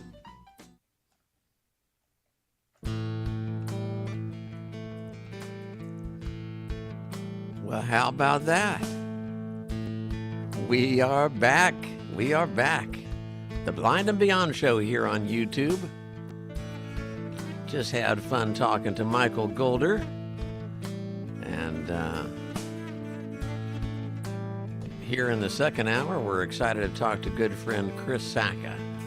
Absolutely. Wow, that was a jam-packed hour. I know we were a little over the first hour, but what'd you think about that, Dave, so far? How you feeling? I'd rather be over than under, So over than you want to be beyond? Is that what you mean? Yeah, exactly. Yeah? Beyond is fine with me. So Beyond Burger? No, I'm just kidding. The other day someone made fun of me. Yeah. Beyond Bourbon Street, yeah. Well, it is Mardi Gras just wrapped up and all of these cool things. But hopefully everyone out there in YouTube land, thank you so much. Do you want to see if anybody said anything real quick there? Mr. Voice in Reason, Mr. TD, do we have anything of reason to say off of YouTube? There are no current questions available. Our Voice of Reason. Thank you. We appreciate that. That's our the conscience of the show right there. The brains, the conscience, the thank you very much, sir. Yes, it is indeed. And you know what? Tell you what, how about we just jump into, let's see if Chris is around. You ready to go see if Chris is around to give us who Chris is? I think so. Well, you know what? Quick story, just real quick. I know we're full of stories here, but so 2015, I lived in Orlando, Florida, and we mentioned Lighthouse Central Florida, and we mentioned the story previously with Michael. However, I took my first independent living class in Orlando, Florida, at the Lighthouse Central Florida. Lighthouse Works, as where later on I was working. But there was a gentleman named Christopher Sacka, who was my instructor at that point. But I met him up again recently at an NFB conference here out in Orlando, Florida. I'm in Daytona Beach myself, but I met him in Orlando, Florida at a National Federation of the Blind, or for the Blind of Florida. So, as I'm walking around, I'm walking, I'm like, hey, what's your name, sir? And he's like, Christopher. I'm like, I think I know you, but I didn't know, and he didn't. We were just both kind of deer in the deer headlights look. What's your last name, sir? He's like, Sacka. I'm like, you were my... So, for no further ado, if I may, Mr. Christopher Sacka, are you available? Are you there? Welcome to the show. The host has Spotlight. Well, welcome. And this is Christopher Sacka, and we've had a history. Yeah, the world famous. I'm telling you, we meet him at conferences and everything else in between. But welcome to the show, Christopher. And is that you'd like to be called Christopher or Chris or? Chris is great. Chris is great. All right, Chris. Well, if you would like to let us know, I've heard many different stories about you, not bad at all, but you have some kind of lineage to Daytona Beach. What is that? Like, yeah. What's the name with you and Daytona Beach? How are you related to Daytona Beach? Well, I'm related to Daytona Beach in that in 2006 I worked for the Division of Blind Services at the Daytona Beach office, and I worked there for 6 years and had a wonderful time out there as a VR counselor. That is fascinating. So you first started off in this VR world. What is VR actually? Let's fill our audience with these acronym meanings. Oh, VR stands for. Sure. So VR stands for vocational rehabilitation. Yes. And that's just a fancy way of saying that it's a type of program where people train for a new career path. People that have some struggle against them. I went through the program because of my vision. But what it is it's when you do a particular type of work and you can't do that work anymore due to any type of disability. Vocational rehabilitation is a way to help you train to do something else. And that's what I did for a few years out there in Daytona. So would you be like occupational therapist or something, or It's not occupational therapy. It's a program that helps you to become gainfully employed doing a different type of work than you did before. Okay, great. Or if you've never worked before, it's a type of program that helps people who wish to work that have never been able to achieve employment. It helps them to become gainfully employed. So if we take the root word of it, vocational. So it is to relate to give you a job or apprenticeship or trade, where you may be able to have gainful skills, which that's where I think you come in, right, Chris? You teach either in. So let's just back up real quick when we get there. So you were in 2006. You got into the VR field. But I know Dave has a few questions for yourself. I'll let Dave actually jump in and kind of maybe even peel back even more years, if you wouldn't mind. Well, yeah, let's go back a little further, because I know in order to get into the getting into the VR realm, you had good experience because of some of the struggles you had to go through. Let's first start off with the basics. Blind and beyond. Are you? What is your vision acuity right now, and what was the cause of your vision becoming less? So my situation is that I was born with glaucoma, the juvenile form of glaucoma. It's normally something that older people get, but in my situation, I was born with it. As a little kid, it wasn't too bad. They had some really good doctors that kept it in remission. But when I was 29, I got another condition called cone rod dystrophy, which is very closely related to RP. Yeah, And same that condition pretty much took away my eyesight, most of it anyway, in a very short period of time. Now tell me, where were you born and raised? So I was born in Philly, like Michael. Okay. Yeah, go Eagles. We got the Philly connection. Goodness. Yeah, I lived in Philly until I was in second grade, and then I moved here to Florida. Okay, and so tell me about your childhood. You've got brothers, sisters. Tell us about that. Yep, I have a brother and a sister. They're twins. They're 4 years younger than me. My sister lives in Oviedo. My brother lives in Maryland. My sister and I are really close.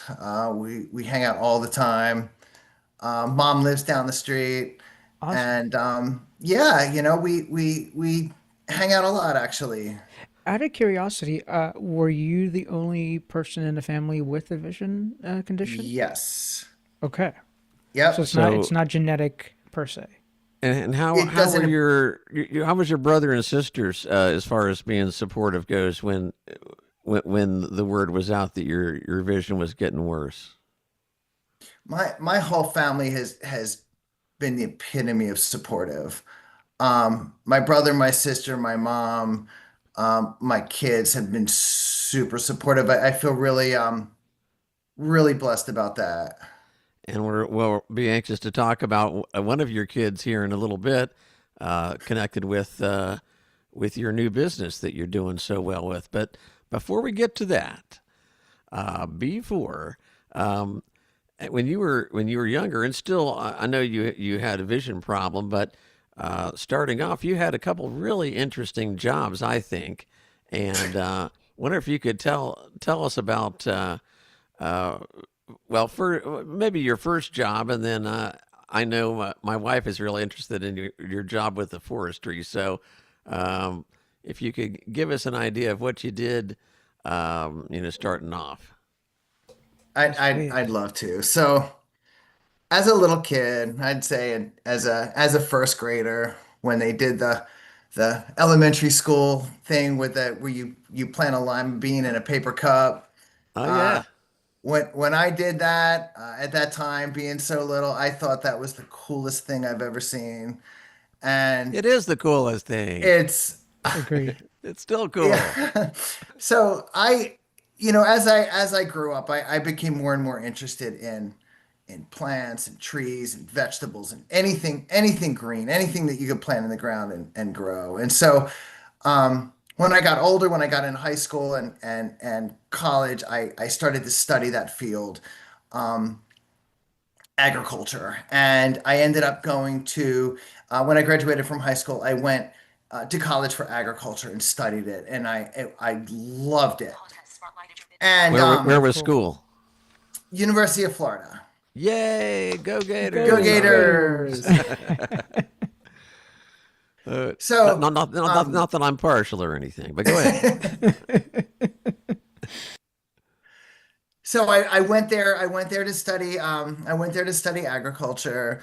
I graduated. I got my first real job at Disney, making Mickey Mouse bushes and stuff like that. Oh, cool! And But that was still in with dealing with plants and stuff. So that's Still in the neat. greenhouse, I guess, eh? Yep, it was in my field of study. I got the opportunity to be in the landscaping department for Epcot, and wow. it was Awesome.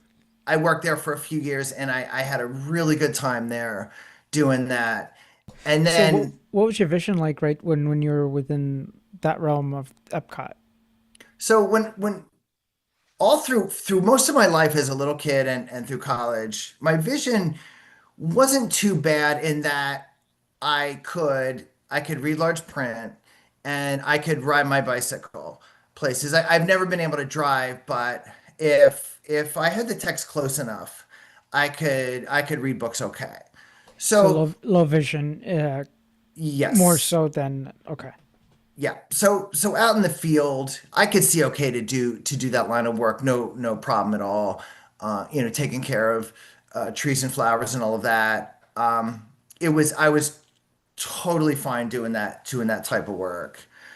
And after so I worked at Disney for a few years, and then after that, I moved out to North Carolina and got a job with the Department of Environment and Natural Resources, doing tree work, taking care of historic trees for the state, climbing trees, pruning trees, and that was one of the best experiences I've ever had. It was doing exactly what I wanted to do. It was outside. It was in the mountains. I worked on a crew. I thought that I should be paying them. That's how much I enjoyed my job. You I'd leave mentioned work low on vision Friday and still. wonder what was going to happen on Monday when I got back. Sure. You still mentioned low vision, but was that ever kind of, any kind of repellent there where that you're low vision, but was there any kind of troubles within a realm like cutting trees and climbing trees and whatever you're working Even with the with? people you were working with, did anybody was people aware? Did or I ever that become a bother them? challenge then? So at the time, everybody was aware. My crew was great. When I started the job, my vision was okay. It was okay enough that I could do the job okay. I had a lot of support. 5 years into the job, when I was 29, was when I got this secondary condition called cone rod dystrophy, and that condition took my eyesight went downhill really, really, really quick. Almost in a matter of weeks. That and then in addition to that, the glaucoma started acting up. Like everything kind of came to a head at the same time, and so I knew I wouldn't be able to continue that line of work. No I more didn't for wanna swinging leave. from the trees, anyway. Yes, I was in a lot of turmoil over it because I knew if I stayed, it wouldn't be good. It ended up towards the tail end of that. I ended up getting hurt, and I knew it was time to go, and so Pivoting time. at that time it was really it was an extremely difficult time for me because even though I was born with low vision, because I was born with a certain level of vision. It's the only vision that I've ever known. So Sure. to me, low vision was my normal. Like I don't have a concept of what perfect vision would be like. My idea of perfect vision was 2200 vision, which is, large print and that. So even though, by doctor's standards, my vision was always poor. To But me, you it did a was lot of stuff with it. That's the thing. You were doing tons of stuff even when you had very low vision. So right. And it's the only vision I ever knew. But when I was 29 and it went from, low vision to really no vision or very, very, very little vision, then I really, that was an extremely difficult adjustment for me. course. One, because it was so quick. Two, because I had to leave a line of work that I prepared, most of my life training for. And you Um, loved. it was at that time the only thing that I wanted to do. I had no interest in anything else. I felt like I found my perfect job. I would have stayed there indefinitely. And then all of a sudden this happened and I was in a horrible um turmoil over it. And so what I ended up doing was I moved back to Florida because my family was here. My Good mom and my support sister was group. here, and I wanted to be, somewhere where I could get some support. And at that time in my life, I had two little babies, and I didn't know how I was gonna, what I was gonna do, how I was gonna, take care of them and all of that. And so Understandable. when I came back to Florida, I entered when we were talking about vocational rehabilitation, I entered that program as a recipient, not as a provider. Sure. So I went into the program seeking the help of a vocational rehabilitation counselor, and I did that in Daytona.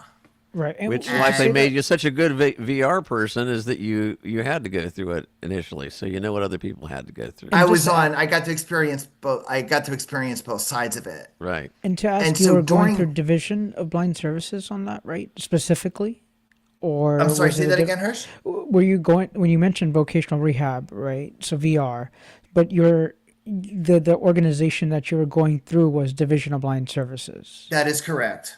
Right, because some people in Florida do have other means or other maybe ailments that you may still utilize a voc rehab type of organization. That doesn't mean it's still the same as Division of Blind Services for your sight loss. Would that That's be right? exactly right. So I went into vocational rehabilitation specifically for vision. There's Okay. there's vocational there is vocational rehabilitation for the deaf, for the paralyzed. There's all forms of it. Right. But for me, it was my vision was the only part of me that was an issue. So I went to the Division of Blind Services for help. And I the short of that was is I they helped me train for a new career path. They helped me receive training. And when I got through the program, I I left the program as my first new job was being an advocate for children, for disabled children. Yes. So my the So do job that they call it I early that I intervention or something? Or is that yes. EI? Forget that. Um working my specific duties were to help moms and dads of disabled little ones get connected with the appropriate resources. And at the time it was I had never thought that I would be, cut out for any other line of work except for blue collar crew work. And so now here's something totally different. More of a social worker type of job. It seemed it at the time crazy to me, doing work like that. But interestingly, it became something that I really grew to love. Um, I truly, truly loved it. I got good at it. Over time, I learned more and more about it. I started to become really familiar with how the school system worked, how supportive agencies work, and developing relationships with parents and little ones. Right. It was Anybody it that was a knows good you knows time you in have a that passion for sure. another passion, believe it or not. And Chris, I'm stuck in these crossroads myself personally. But so, when you went through your certification, or so, did you go get like a certified rehabilitation therapist degree, or did you go through another degree altogether? You said social work. So, did you grab your social work So I instead, had to go or through what's called an alternative program because I already okay? had education from a 4-year school. Yeah. So I had to take some classes at the Florida School for the Deaf and Blind, and then I picked up some other classes as well, so that I would be able to meet the requirements to do that particular type of work. And 6 years into that, I actually got recruited by the Lighthouse of Central Awesome. Florida. Yeah. And I here again, I didn't know what I was going to do because I had a job with the state, specifically with the Division of Blind Services. Right. And I love that job, and now someone's offering me a teaching position, which is here again very different from what I was doing. And I I had to think about it really hard, and I decided to move in that direction. So here I am now getting a new job in Orlando. So that's what got me from Daytona to Orlando. Okay. And I started teaching. Well, I started out as a case manager there, and then after that, 2 years after that, started teaching independent living skills. And here again, it turns out that there's something else that I never knew that I liked until I got Tried it out. got a chance to try that. Which is a good And stopping point for us, actually, because I certainly want to get into more in depth once you've gotten into your teaching career. So let's take a little break, get a word from our sponsors, if we may, and we'll be back in just a couple minutes with more with Chris Sacka. And if you just woke up and don't know where you are, you're tuned into the Blind and Beyond show Yes, on indeed. YouTube. I'm Hershi, and that's Dave Hillbrand over there. Thank you so much for joining us today on YouTube. This is the place to be. Where else would you be, right? Absolutely. We've got some more conversation to have with Chris and Dave, man. It's been fun so far, man. Thank you so much. And thank you, Mike, Mr. TD, Mr. Everything, our conscious of the show. So thank you so much, Indeed. Mike Latta. Mike Latta is the man. Yes, indeed. And we'll be right back after these few words.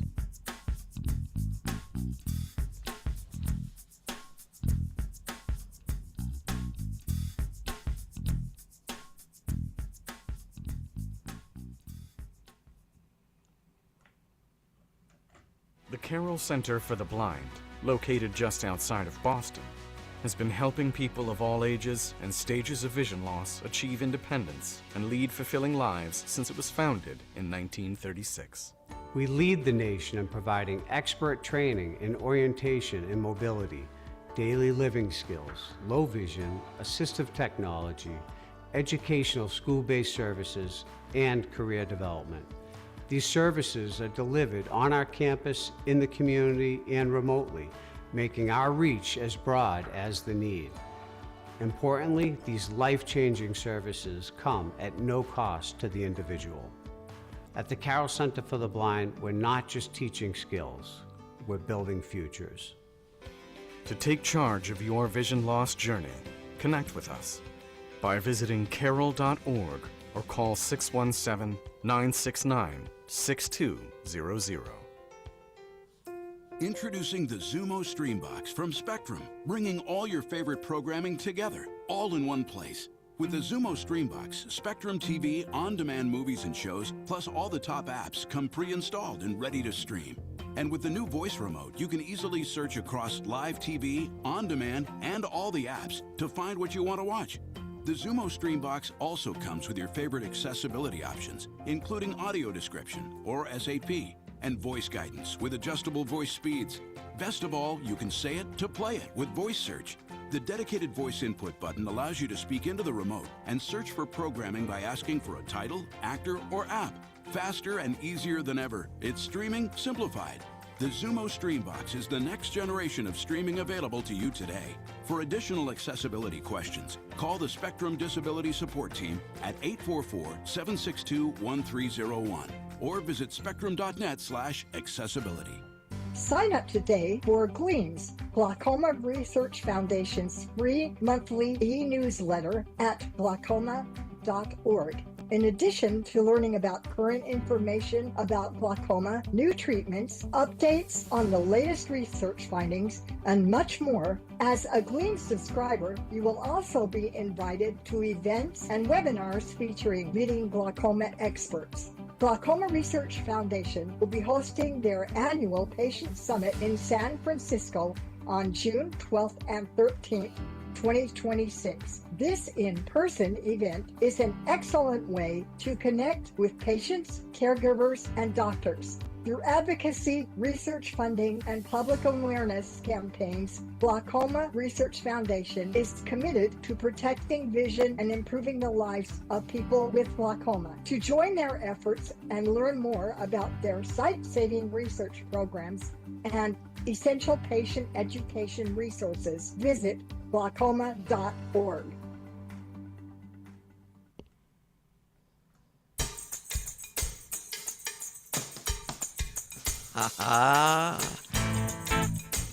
Looks like we are back. This is the Blind and Beyond show here on YouTube. I'm Dave Hillbrand, and we've got Hello, Hershi I'm Trivedi. Hershi Trivedi right here. Greetings. Along with our good friend Chris Sacka. That's our guest for this hour. We've been talking about some cool stuff that he's been doing. And we'll get more to our conversation here with Chris. Chris, you still with us? Yes. All right, awesome. Thank you. So when we last left Chris Sacka, he was talking about his journey, and you had just become a teacher for Lighthouse, which, strangely enough, is when I had met you. I think you were an instructor, and I was getting some tips from Mickey, Nikki on job experience and stuff, and that's where I first met you. I think you were in there, Nikki Lipman, and Yeah. taking me back, helping her out. So I'd love to hear what, once you got into teaching. I know you've taught basically all age groups, from little kids to teens to adults that had just lost their vision, and teaching them independent living. So we'll get into a little more of that in a minute. But your thoughts when you first got into teaching, and I know it was something you didn't plan on getting into, but obviously you found your niche. So tell us about that. So, like I said, it was something I never dreamed that I would ever do. And when I started doing it, the thing that I really became appreciative of is that I had the unique opportunity to help other people who were going through the same thing that I had recently went through myself. A lot of people who were really not in a good place. I saw myself in a lot of people who, went a majority of their life seeing fine, and then something happened to them, and now they don't see fine, and they were really struggling. And I had the opportunity to show them things that I learned myself, and seeing the change that made in other people really, sort of a community-based. I felt just very appreciative that I had the opportunity to do that line of work. And like you said, Dave, working with little kids, teenagers, older folks, everyone has different stories. Interestingly, the little kids are really the most resilient in vision loss. Many of them were born into it, but their adaptability and they're so quick to learn, and they're just so adaptable. It's the older folks that, through my experience, it seem to be the ones that struggle a little bit more. And I had a lot of time. I had a lot of time to work with them, And Chris, teaching them you're skills. I mean, you were my instructor, so to say one-on-one to a person, you show genuineness with your experience, right? So in our class, matter of fact, we had a woman that was 89 years old, and for her getting one surgery to kind of get her eyesight to go, haywire on her, it was just the fact that she loved cooking in the kitchen, and she made us like a lemon cake and all of that. I mean, sorry, I'm like a little elephant here, but it just, I remember that vividly. And then having that breakthrough amongst people sitting around a table, and again, experiences. Hey, I liked greenhouses. I liked planting. Hey, I like doing that too. And the conversation just kind of lit up amongst each other. And it was, hey, I could use this CCTV, or I could use this OCR device, or this little doohickey of an app will give me back life or accessibility for that matter. And having those breakthroughs again, to see Chris, to say we've all been in different situations, but you may not be there right then and there, but to allow yourself to put yourself in that environment. And again, it's all about that experience, because you may have loved to do something, or you may have never understood how it's done at all.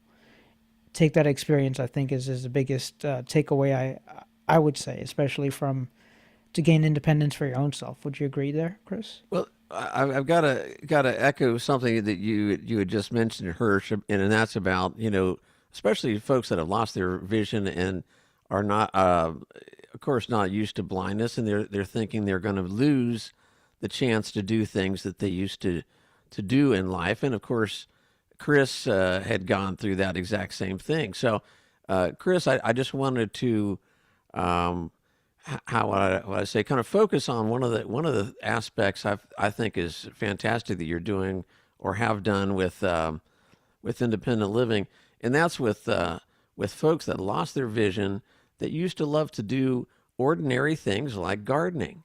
And there's when I visited the Netherlands years ago, I was surprised that the School for the Blind had a huge garden and taught kids how to take care of that garden. And of course, there's an importance just to taking care of plants and our circle of life and all that, but especially the fact that it's something that people used to consider as a kind of an ordinary thing, and you've been able to bring that back to the normality to folks, and that they can take care of their own garden. And you've helped to I think bring a lot of peace to a lot of people, that they can get back into doing that again. So you might mention that, because that's kind of a full circle from your original experiences there with forestry. Do any of you and gentlemen whatnot. grow any red chili peppers? Any chili peppers? I mean, I like peppers. Just sorry, excuse me. We'll help you grow peppers. Don't worry. Chris can get you hooked up. So All right. it's definitely in my younger it was definitely still that whole gardening and growing things. That'll always be a passion. And I learned how to do it more by feel than before, visually. And for anybody out there that has something that they used to enjoy, like Michael kind of referred to this earlier, there's if don't you can never stop doing, you can never give up. You can never stop doing what you love. There's always a workaround, because it's something that I love so much. I figured out the workaround. How to continue doing it. It's a lot of it is using your fingers to be your eyes, and that's not even putting gardening aside with so many things, so many hobbies, so many things, and just getting out there and continuing to enjoy life because life still happens. You can't just sit out and not do anything. You have to continue to get out there. And it took me a while. It took me a while to realize it, but you can have just as a fulfilled life as before. It's just takes a little bit of getting used to. And that's where I really found a lot of gratification in my work is helping people to understand that. And it's a lengthy process. It's not an overnight. It's not a quick fix. It's not an overnight process. But just talking to other people and showing them skills and giving them that emotional support, over time it really does get better. And I really would like to say that to anybody out there that feels like it's hopeless, because believe me, I really did feel like that. Yes. Myself. Same here. Now I just thought I was done. And it took me a little while to get the hang of it. And now like I said, I really enjoy showing other people kind of the ropes with that.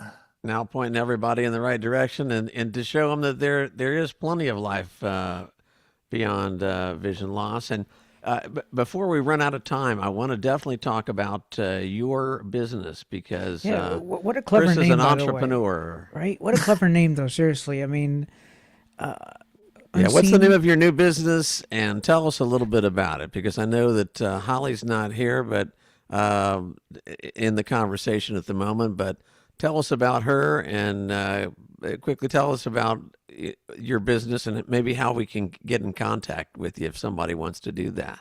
I appreciate that. 14 years into my employment with Lighthouse, I got to a point where I really wanted to venture out on my own. I wanted to teach people my own way, and do things a little bit different. And it was a little bit scary for sure. You mentioned Nikki Littman. She's an inspiration to me. She did that very thing where she went out on her own, and I started to think about that. And so anyway, I about a year and a half ago, I left Lighthouse and started a business called Unseen Potential. And right at that same time, my daughter Holly graduated from FSU, and I said to her, I would like to start this business. Would you like to do it with me? And we'll just split everything down the middle. And she, to my delight, she said yes. I'll be your partner. We play off each other's talents. She keeps me organized. Anyway, what we do is we teach technology and independent living skills to people who mainly are people who have difficulty in a classroom setting for whatever reason. Maybe they can't medically, maybe they're too medically fragile to leave their home. Maybe they can't, maybe they have a cognitive impairment that prevents them from really benefiting from group instruction. That was really my model or my niche, because I knew that when we started this, that there's a lot of other bigger entities out there that do the same thing. So what would make me so special? And what I really wanted to focus on are the people out there that really need an extra layer of help. And there's a lot of particularly those. with technology. A lot of people that don't fit into that classroom deal. So I didn't know what was going to happen. I the first thing we did was we went to the VA. We pitched our business model to the VA, and they were very receptive. We went to the Division of Blind Services, did the same thing. Just let them know that we're out there. We became state vendors and federal vendors, so that the VA and the state of Florida could do business with us. Okay, And cool. so now we've been getting people that fit into that exact niche that I was hoping would happen, which is, older, a lot of older folks who have more than one challenge. Not only vision, but maybe vision plus a stroke, or vision plus difficulty hearing, or other medical situations that have really historically made instruction difficult. And so now we're able to offer one-on-one training with technology, and I'm able to implement a teaching style that I think is appropriate, which is baby steps, and teaching people things in a very, very, very simplistic way, and teaching them the skills that they're going to need based on their lifestyle. So not just one size fits all, but some people just want to make a phone call. Other people, want to do much, much, much more than that. And so we fit the program to them. And Individualized per person. I feel really blessed in that we've been getting a lot of business working with these folks, and it really makes me happy because I'm able to teach people in a way that I would want to be taught. I remember, going through a lot of this, feeling so overwhelmed with technology. And I recognize that a lot of older people, particularly vets, things that are, like JAWS and NVDA and other things, Right. it's not, a lot of times it's not a good fit for them. They need something simpler. They need a simpler way to access things. And I really enjoy helping them find a simpler way to do things without that overwhelming feeling. And I've certainly talked to many of your students over the years that, that think that you are like the man that walks on water. Because you have such an understanding way and are willing to think out of the box. Now, Chris, our time is getting short, but I want to know how people can get in touch with you, or how the best way, because I know a lot of times they need to go through DBS or some other organization, but how would they first start? And please mention the name of your company again. And if you got an address or phone number or whatever. Oh, sure. May we'd I love to share get my that. phone number? Absolutely. Oh, you Whatever are you'd like welcome to to if share you with like. That's awesome. This is the audience is yours. I appreciate that. So the name of my business is Unseen Potential, and my telephone number is 407-618-3989. And what I will typically do, if anybody wants to call me, I will help you get, if you're able to get registered through DBS or through the VA. I always try to do that because I like to have, I would prefer that it be of no cost to the client, if Sure. at all possible. Sometimes sometimes it's not, but we try to work with all situations. So if they all call types you, of you can point income. them in the right direction of how to get registered and whatnot. Yes. So if Registered funding someone's able to get sources. registered, I can help talk you through it, help them. We can have a conversation about all of that. And I Nice. would be honored to So, work Chris, with anybody that needs it. one thing with that, you mentioned federal vendor and state vendor. So in the state of Florida, if someone wanted to use your expertise, then that is available to Floridians at first, bet, and then VA with the federal way of getting connected. Would that be right or wrong? Yeah, so I had to learn all of this. I didn't know this in the beginning, but there's a website called sam.gov that you register with if you wanna do business with the federal government.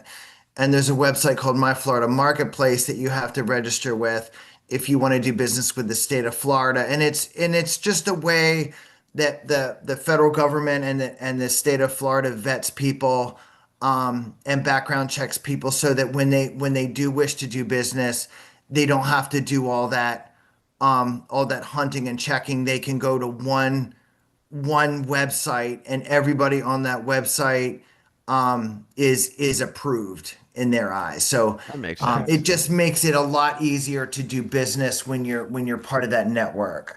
Right. And then again, the trust aspect, you're going into people's homes and this and that and the other. So it goes both ways. You are a trusted vendor in the state of Florida. So, congratulations again on Unseen Potential. That is awesome. And your phone number, one more time for us for Unseen Potential so that people can get a hold of you. 407-618-3989. And it would be an honor, again, like I said, if Do you have a anybody needs website, by the anything way, or by any chance, also? what, Hirsch? Do you have a website as well, if they wanted to visit you on a website? Unseenpotential.org. Okay, perfect. So UNSEEN potential, POTENTIAL.org. .org. Yes, sir. All right. And it's we're building it. It's still in its infancy, but we're improving it all the time. Like I Hey, said, we a know the lot of feeling. this stuff, Holly and I we're learning as we go, but it's been a wonderful experience for us thus far. Hey, I'll join tell the you club, what. man. Learning as we go. We know all about that, right, Eric? I mean, this experience so far with you, I mean, you are our first guest, Michael and yourself as number 2 technically, but the first show. We were all learning little bits and pieces. And as you've alluded to a lot of the different things, resilience, I think, is a lot of what we all have in common. And, some of us might be professional drummers and TDs. Some of us might be musicians and know how to play guitar. I am learning from skills that, like Chris, like yourself, that you've taught me. And not only just cooking and cleaning, but the mentality of life and to explore, amongst keeping things neat and tidy where you could find it, labeling things where it might help you in your daily life. When I left Lighthouse, I didn't catch it, but I have MS as well. So, when you mention different disabilities and things, we all just want to share the stories amongst our friends. And Chris and his daughter named Holly, that's who Holly is. And, if you ever do want to come back onto the show, please, by all means, come by. You are I very also do welcome.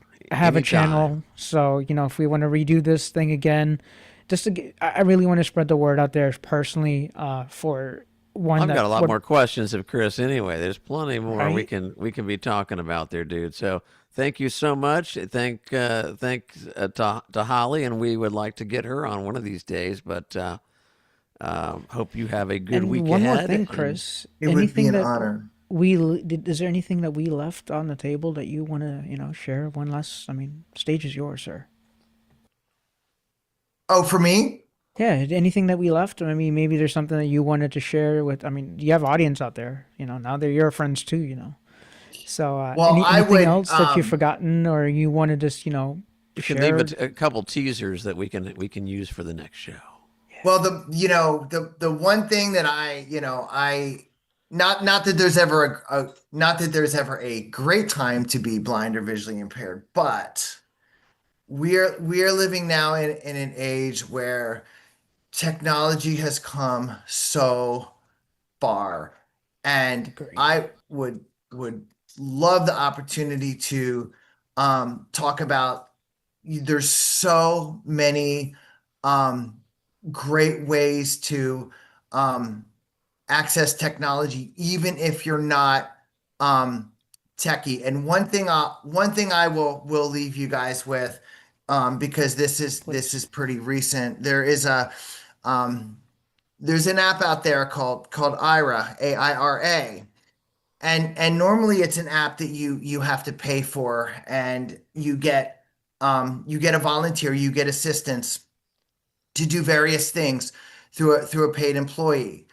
But recently, Walmart and Target partnered with them, so that if you shop, maybe you're at home and you don't have the skills to purchase groceries online, you can use that app for free to get help shopping on Walmart or Target, and all you have to do is tell an agent over the phone what you wish to order, and they'll place the order for you and have it delivered to your house.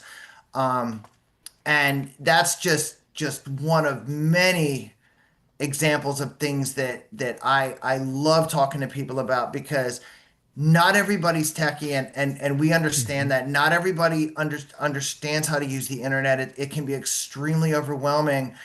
But those of you out there that are really struggling, there are very simple, straightforward alternatives to get the things that you need and to navigate out there, and don't give up, because no matter what, there is a solution, and keep living your life. Don't sit on the sidelines, because there's a lot of support out there. And if we can help you find the solution, we will, It's just been an honor.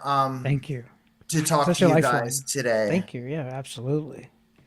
The honor is ours, trust me, and Oh, yeah. we definitely will have you back on again.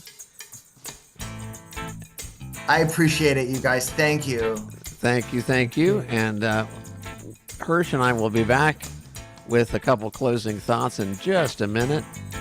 But I think we're going to first do a little quick word from our sponsors, because that's the thing to do, Absolutely.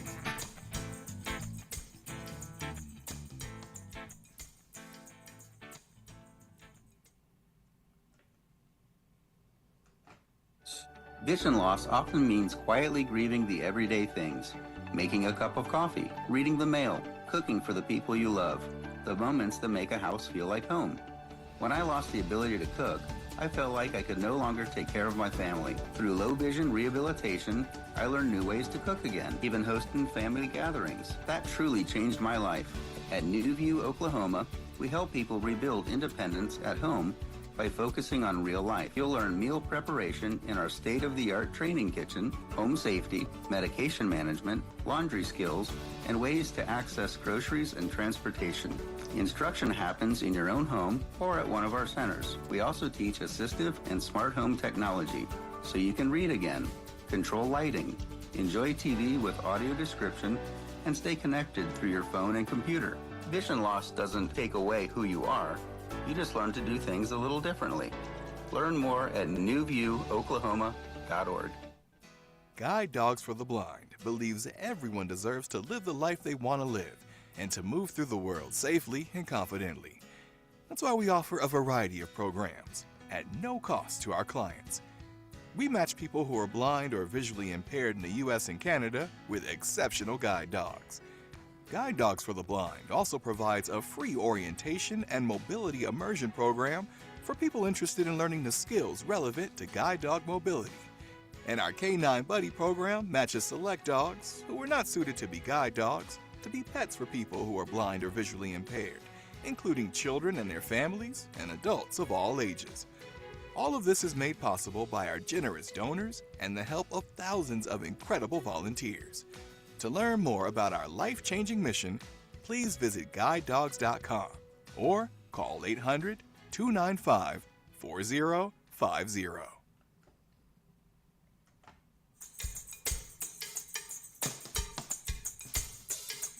Well, we are back. Blind and Beyond show here on YouTube with Dave and Hershi. Had a great conversation with Chris Sacka. Sure love that. with Unseen Potentials. And man, it has been fun tonight, my friends. It has been a blast doing our maiden voyage, and hope everybody's enjoyed the ride. One thing I got to say with that Guide Dogs for the Blind, did that guy have a great voice or not? That's like one of the most awesome radio voices, that fella that just did that commercial. I was thinking the same stuff, and I'm like, with all these commercials, we're just lucky, man. That dude just had a special voice for sure. I don't know if he was a professional or whatever, but he certainly got my attention. So, well, you know what's so funny about it is it mentioned Canada, so shout out to my buddy Canada over there, Mike Latta. Oh yeah, thank you for the we TV love work the this evening. Canadians. I mean, no, Mike and I, we're always getting into interesting things, and even audio description. Up in Canada, they compulsory have to have audio description on their programming. Right. So, when we kind of collide our sighted world with the, what's the other word I'm looking for? Unsighted? Sighted? Okay. Unsightly world. No, I'm kidding. I heard someone refer to people that couldn't Well, see we have being unsightly unsightly opinions. one time. But Man, that's unsightly, rough. shout out to you, Unsightly Opinions, Tara. I mean, she makes some great content there. Oh yeah. But, we're in good company because actually we're not competing against any of these guys with podcast or YouTube channels. There's some awesome content out there, and over time we get a chance to shout out to all of them because there's some folks doing some great work. But thanks for everybody tuning in. It was such a blast, Dave. And the other thing is if you're interested, where to kind of find us specifically. We did mention if you reach out to us at blindandbeyondradioshow.org. You could always email Michael as well, Michael at blindandbeyondradioshow.org, since they are responsible for the 501(c). However, then you've got our YouTube shows that you're always leave us a welcome. comment down there. Exactly. We'd love to hear. You got some ideas who you'd like to see on the show or a particular topic. We'd love if you want to hear come on the from show, you. just raise your hand. I can't see your hand because it'd be like, hey, pick me. Let us can't know. see. Well, as it is, we're in big trouble because we're running way over time. But that's the beautiful Hey, what about thing if we YouTube. pick Mike? Mike Latta. We should probably bring him on because I think that would collide be these different worlds. Quite interesting. I would definitely be into that. And then we You have know our what? friend Greg. We did talk to Greg. It's just I got sick, so I apologize. But Greg Lindbergh has quite a plethora of sports to talk about. A really cool podcast, and we're definitely gonna talk to Greg soon. We got a bunch of folks in the wings here coming soon. So, and speaking of coming soon, we've actually got a radio show from last night, the second hour of the Blind and Beyond radio show that I have been instructed Dave, we're supposed we to ready? play here. I guess we had a great show. I guess if you're ready for it, then. I think we're going to have to because I think we're running about 15 minutes over, but that's the way we so roll. live, dude. We are so live, my friend. And we had some important stuff to talk to Chris about. So, man, you that story was just phenomenon. It's just phenomenon. I can't even say the word. Phenomenal. Great time talking to Michael Golder and learning more about him. And remember resilience, ladies and gentlemen. Resilience. And lots more stories to talk about with Michael. I get it. Sorry. So yeah. Too excited. Let's go listen to what we got. Yeah. Let's go listen to that.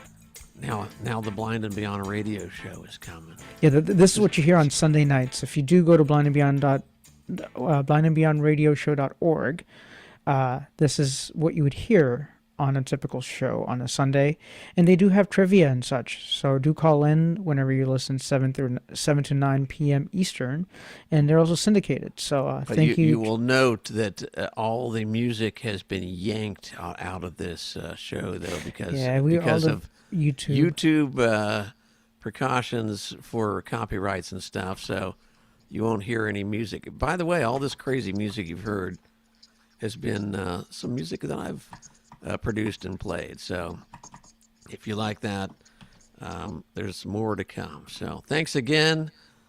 We love you guys, and peace, love, and don't forget to keep on keeping on. So here you go for the Blind and Beyond radio show.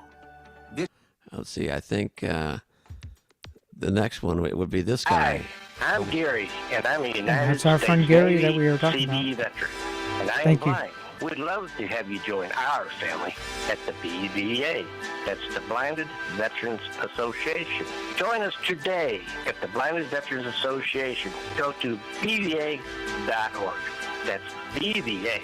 For over 40 years, Lighthouse Central Florida has provided education, independent life skills, job training, and placement to thousands of Central Floridians who live with vision loss and their families. But it's not just people with sight impairment who benefit. The entire community is positively impacted through the productive contributions of skilled Lighthouse Central Florida graduates. Call Lighthouse Central Florida today, 407-898-2483. 407-898-2483. Are you blind or visually impaired or have a loved one who is? Our friends at Lighthouse Central Florida offer educational and employment training that teach independence and empower Central Floridians of all ages beyond the restrictions of vision loss. Visit lighthousecfl.org or call 407-898-2483. Are you interested in becoming a customer care professional in a commercial contact center setting? Our friends at Lighthouse Works are currently hiring call center agents. You could be eligible for full benefits and paid training. Find out more at lighthouseworks.org/careers. Grandpa, can you read me a story? Sorry, kiddo. Grandpa can't really see too well anymore. Oh, okay. If you've been diagnosed with age-related macular degeneration, or AMD, you know firsthand how vision loss can impact precious moments like this. But if you're 65 years or older and have been diagnosed with late-stage AMD and have not had previous cataract surgery in at least one eye, there may be an option to help improve your vision and quality of life. The Concerto study is looking for individuals with AMD who are willing to participate in a clinical trial which may improve their eyesight. Qualified participants will be compensated for study-related time and travel and will undergo a procedure using an investigational device that may help you regain vision and start living again. The princess was locked in the tower, so she let down her long hair. To learn more and to find a clinic site near you, visit amdstudy.info. That's amdstudy.info. There's so many days where I just want to pretend I'm not going blind, and I can't. Look, Dad, you see the bus coming. With retinitis pigmentosa, the unknown is everlasting. This is the best my vision is going to be for the rest of my life. It's only going to get hazier from here. Okay, big hugs. What I want most is to stop this in its tracks, to take away that uncertainty. Where are you, buddy? Oh, yeah. Ready? All right, go on. It all really boils down to my family.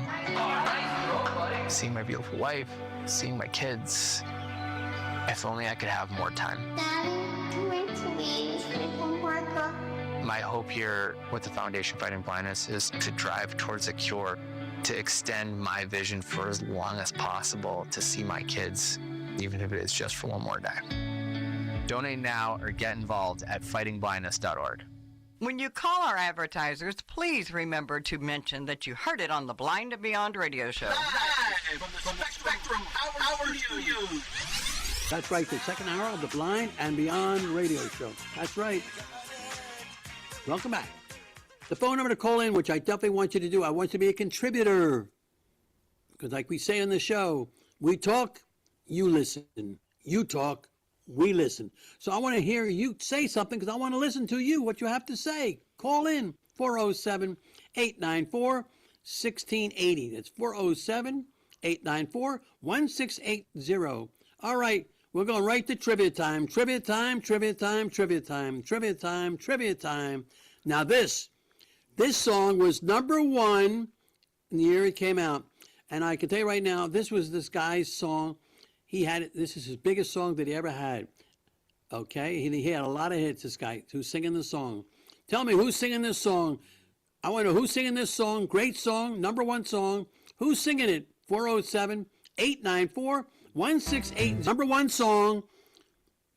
Who's singing this song? And Greg? Limburg is not Greg. I will tell you right now. I mean, he does a great job. Greg Limburg, I think it was him, but it wasn't him. David Hillbrand, Yeah. our co-host, and No, it wasn't me. I didn't do that song either. Lynn Golder, co-host. Both of them thought it was Greg Limburg singing the song, but I told them both it wasn't Greg Limburg singing the song. Oh, boy. Greg, if you're listening, you sound as good as this person singing the song. I heard you singing the song many times, and I love your version of this person. This person had the #1 song. Who's singing this song? Who is singing that song? Phone number is 407-894-1680. This guy had a lot of hits, but this was his biggest record that he ever had. #1 song. Somebody will know, Who is I'm singing sure. the song? You know what? While we're waiting, I'm going to tell everybody what's going to be happening next Sunday. I'm not going to do it Yeah, at what's the end of happening? at the end of the show anymore because I'm afraid I might not have time. So this is the new True. way we'll be doing it during the trivia. So next week's lineup, let's see, what's next? The guests include Ken Brandt. He hasn't been on in years.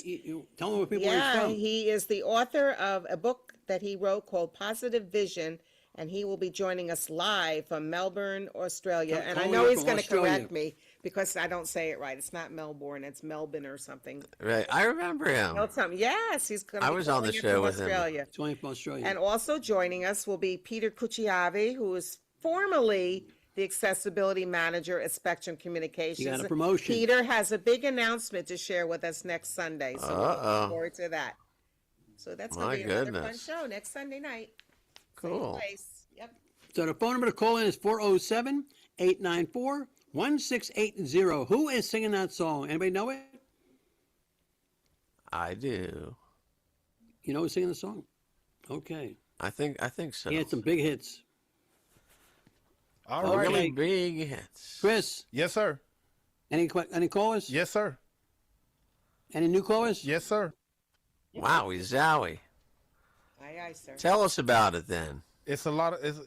How many new callers we got? 2, 3, 4. We got 4 new callers. Oh, you Wow. have help. I hear Oh. some of you have help tonight. Yeah. Well, we got to take the first one anyway. So That's- we 'cause that's the way have it works. Vinny Is Vinny- from Vinny? from Massachusetts, you said. Yeah. Western Mass, and then we have Lloyd from Orlando. Then we have Eddie from Plantation, and then we have Mary from Largo. Is that right? Largo, Florida. Wow. Well, looks like Got Vinny them all from over. Massachusetts is Vinny first. from Massachusetts. Very nice. Okay, Vinny from Massachusetts, you're up. Vinny from Massachusetts, you're up. Hey, Vinny. Vinny. Yes, the singer is Ricky Nelson. Oh, great Guggamo. You hit the nail right on the head. That's right, Ricky Yes. Nelson. Ricky Vinny, Nelson's right. You just won yourself Yes. a $10 gift card from Subway. Subway is coming your way. Subway. Well, thank you $10 very gift much. card. Thank you very much. Wait, don't go anywhere. So where you from, No. Vinny? Where you from? I'm from Worcester, Mass, and the radio station is WCRN here in Worcester. You listen to WCRN, okay. Are you visually impaired? Yeah. Visually impaired. I can't drive a car. Oh, okay. Yeah. Well, in Sorry, that yeah, case, you okay. better not, just Legally, in okay. case. Coming to Boston. Yeah, it's coming to I can't- come to Boston. Just so you know, one of our sponsors called I Waymo can't is coming pass to. the- I can't Waymo pass is the coming eye to test. Boston, Waymo. You ever heard of Waymo? Did you ever Pardon hear me, Waymo? sir? Waymo, the car that goes by itself. Waymo. Oh yeah. They're talking about that, but don't you have to have a driver's license to own one of those cars? No, sir. No. It's like a taxi kind of thing, but That's okay. Maybe sometime you get a chance to check that out. But we're just thrilled that you're listening to the show, Vinny. Thanks for tuning in and giving a call. And Yeah, I think thank you. The show has only been here in Worcester, WCRN, only about 2 or 3 Sundays. yeah, we're just Sunday night. warming up. Yeah, 7 to 9 p.m. Yes. Oh boy, he can We're, do the we're your commercial. new neighbor there, Mister. But if you'll stay on the line, Chris is going to take your information and then we'll send you a gift card. So thank you so much for being there. Well, thank you very much, Ezekiel. Thank you so much. Keep on listening. Don't go. Nice to meet Good to you. make a new friend. That's That's nice. Vinny from Alrighty. Worcester, Mass. All right, Alrighty. Mr. Chris, Do if you you wanna- could grab him. Do you want to talk to Lloyd out of Orlando? Sure, we can say hi to Lloyd. We'd love to talk to Lloyd. Yes, Mr. Ladder, Mr. Ladder, you're clear. Hey, Lloyd, before you say anything else, can you step away from your device? You're giving us feedback as whatever device you're by. It sounded pretty cool, but I couldn't understand you. It sounded pretty well. The person who sings that song is Rick Nelson. Rick Nelson. Ah, you knew that. That's right. Yeah. Don't you son is a doctor? Don't your son is a doctor? You are well Grande Road. I have a question for you, Lloyd. Have you been listening to the show long? Oh, sure, because I know your son. He's a doctor. Before. Okay. Okay. All right. Nice. Well, we thank you. appreciate Keep you on being listening. there, Lloyd. So I win, I lose. Thank you for participating in the show. Thank you very much for participating. Keep on calling in. All right, then. Thank you. Take care, Thank man. you. Thank you. And for those who What a don't know nice it, guy. let me tell you something you have to know. For the people who win, you can only win every 31 days. That's the ground rules. You can call in any time you want, but anything else, if you want to call in to participate in the show, you can Just call to say you hi. can call every day you want to. But once you win, you can't call in for trivia. You have to wait 31 days to call in again because we keep track of the winners. Now, if you don't win, you call in every time until you do win. So you can call every time. There's no time limit on as far as if you don't win. You can keep on calling in all the time. If We you just don't have win. to do that because there's some people that are so good at trivia, we can't have them win every week. So we have to mix it up. That's just why to we get- do it, because this way the same person can win every week, because we have Yeah, give everybody a fair we have chance, some professional listeners who know all the songs. They know their music, They don't know they? their music. So don't There forget, you go. folks, 31 days until once you 60 win, seconds, Michael. it's 31 days until you win. Okay, to call in again. But you can call in anytime you want once you do win for anything else other than to win prizes. So our Anyway. callers have already proven Gene definitely knows his music and Jackie definitely knows her music. Oh, so yeah, definitely. we got some great new listeners. And we love that. Absolutely. Well, we're going to go to break. You're listening to the Blind and Beyond radio show. Don't go away. We'll be right back. And don't forget somebody. I need someone who call in. If you call in maybe in a half hour, I'd appreciate it. I'd like to hear from you. After our next After the guest. About the pin. I'd like to know anybody.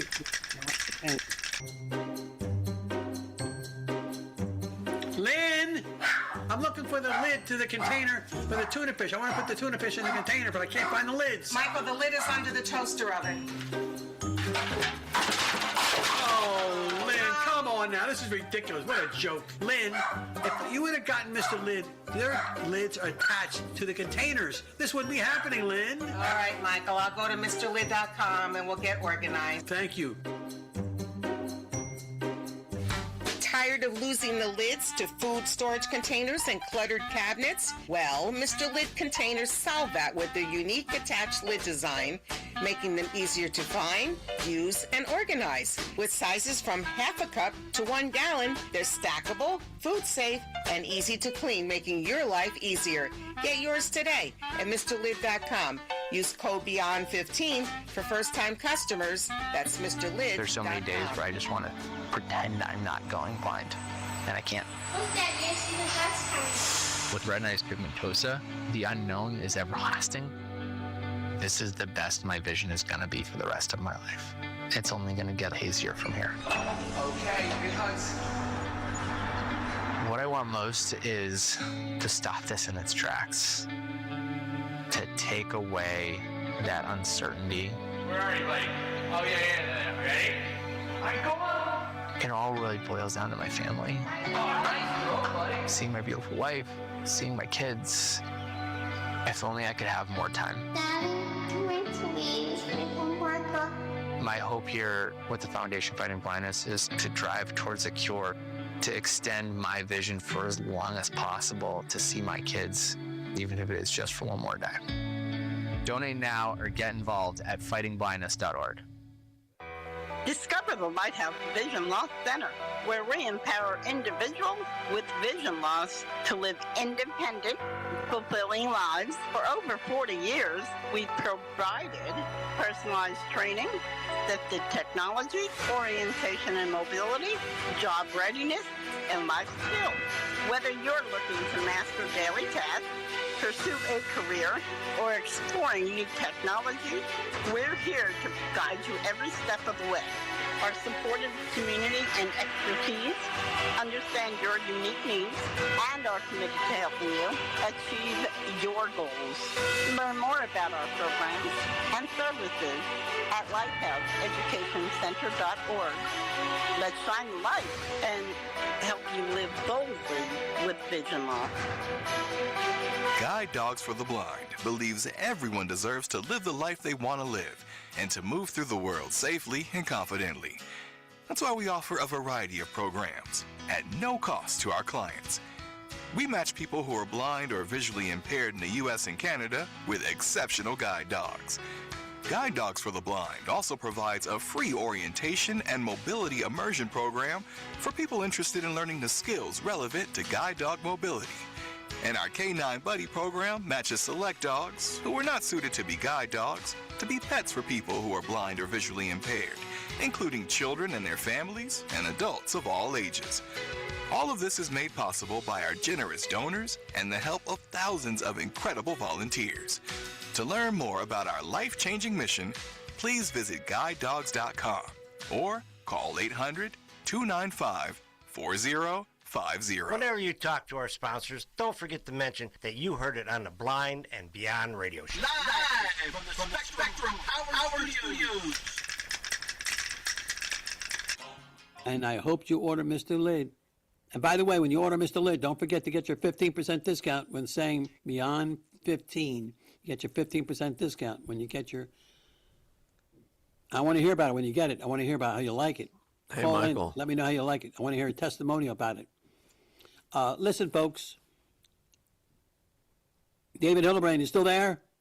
Nope. I left. Okay. Well, it's... Lynn, you're up, Lynn. Okay, yeah. All righty. Well, it's our pleasure to welcome for the first time Lisa Lager. And Lisa is the community manager of the New England chapter of none other than Foundation Fighting Blindness, our wonderful sponsor. Welcome, Lisa. Nice to meet you. Welcome, Lisa. Hi, Lisa. Hi. Thank you so much for having me. Well, thanks for reaching out to the show. Otherwise, we never would have met. So, most Lisa, likely. where do you live in New England? What state? Yeah, so I'm here in Massachusetts. As you mentioned, I am the community manager for the Foundation Fighting Blindness for the New England chapter. So I'm here. I actually live in Salem, Massachusetts, but I work with the whole New England chapter, so all the New England states. Well, tell us about I have a question. yourself I have a question for you. first. Where is Salem, Yeah, I was wondering Massachusetts? It's a great question. Thank you for asking. So Salem, Massachusetts is about, I'd say like 25, 30 miles north of Boston, right on the coast. Yeah, I was going to say, it's by the water. Can you hear WCRN from there? Yes, we can. Oh, good. So you listen to the radio station from New England, from Boston. Yes. So, Lisa, tell us about yourself first, and then how you got involved with FFB, with Foundation Fighting Blindness. Yeah, thank you. So I have been in development for 13 years, and I was working in a interim position, and so I was looking for my next role, and I saw an opportunity with the foundation. And I thought it was a lovely way to combine my experience in fundraising and my experience in working with the community and my interest in just helping people in general. I have known people who have had retinitis pigmentosa and other conditions and low vision. So, the opportunity to combine my experience and to work with the blind and low vision community was really a wonderful opportunity. That's great. And before we go any further, I'd like to introduce you to our co-host tonight, Dave Hillbrand. Hello there. Good to hear you. Hi, Dave. It's so nice to meet you. Good to meet you. The foundation is seriously lucky to have you with your great passion and everything. That's awesome. Thank you so much. So So tell us the area, first of all, that your chapter covers. So people that are listening out there in New England, if they would like to join, they'll know. Yeah, so lovely. I heard that you had someone listening from Western Massachusetts. That was really exciting to hear. So the New England chapter of the foundation, we work with all of the New England states, so New Hampshire, Maine, Massachusetts, Rhode Island, Connecticut, all of them. We have events that happen throughout Massachusetts, but typically focused within the Boston area, but soon to be potentially another walk that we'll be adding.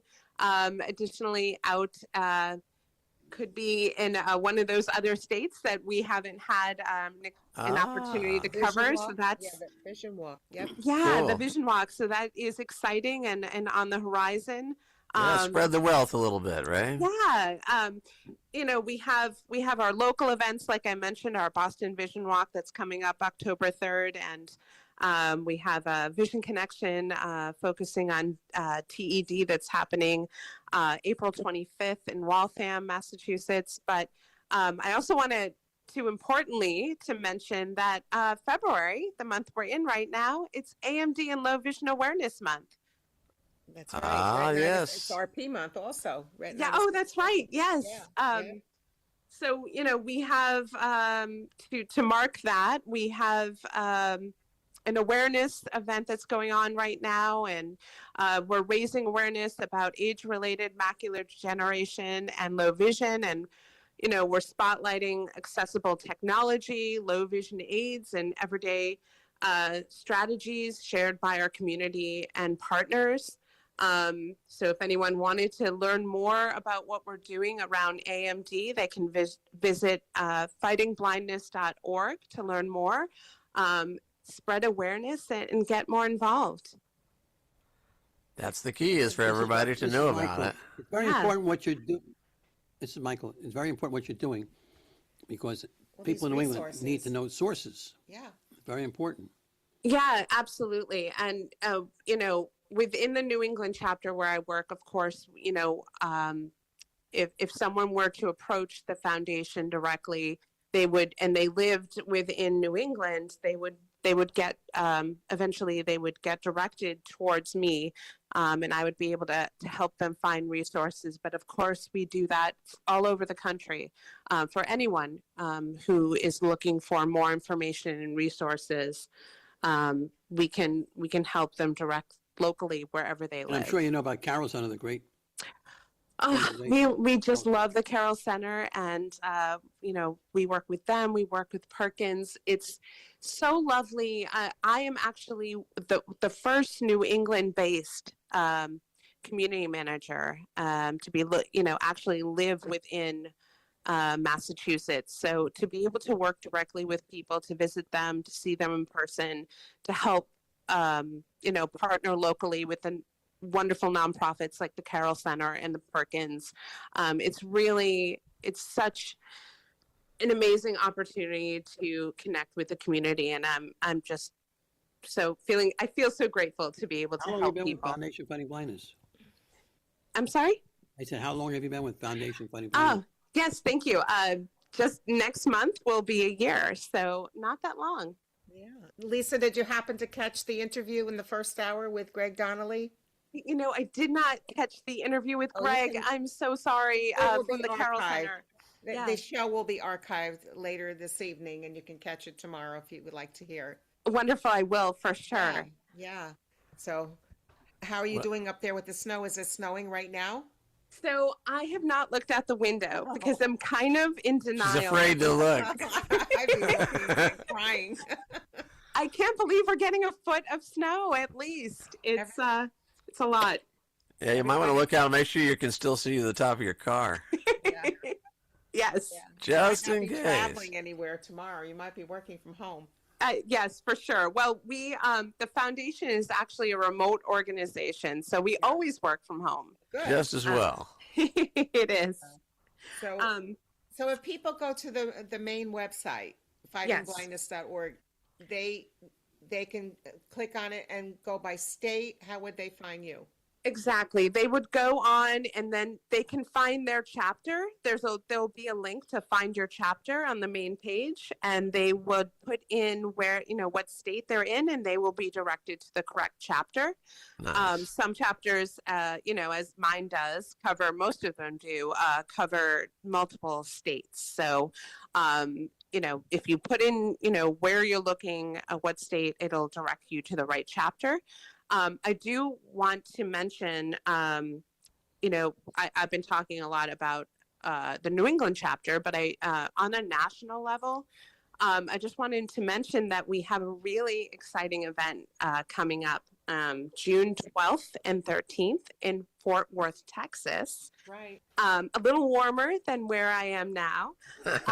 It's going to be United in Vision. Now, United in Vision conference, this happens every year, and it is the one event, if people have the ability to travel out to Fort Worth, you do not want to miss this. It is groundbreaking research that comes together, and you hear directly from leading scientists about the latest clinical trials and breakthrough therapies that are happening that really could change everything for inherited retinal diseases. And it is an opportunity to gather and, I talk so much about community. It is, what I do.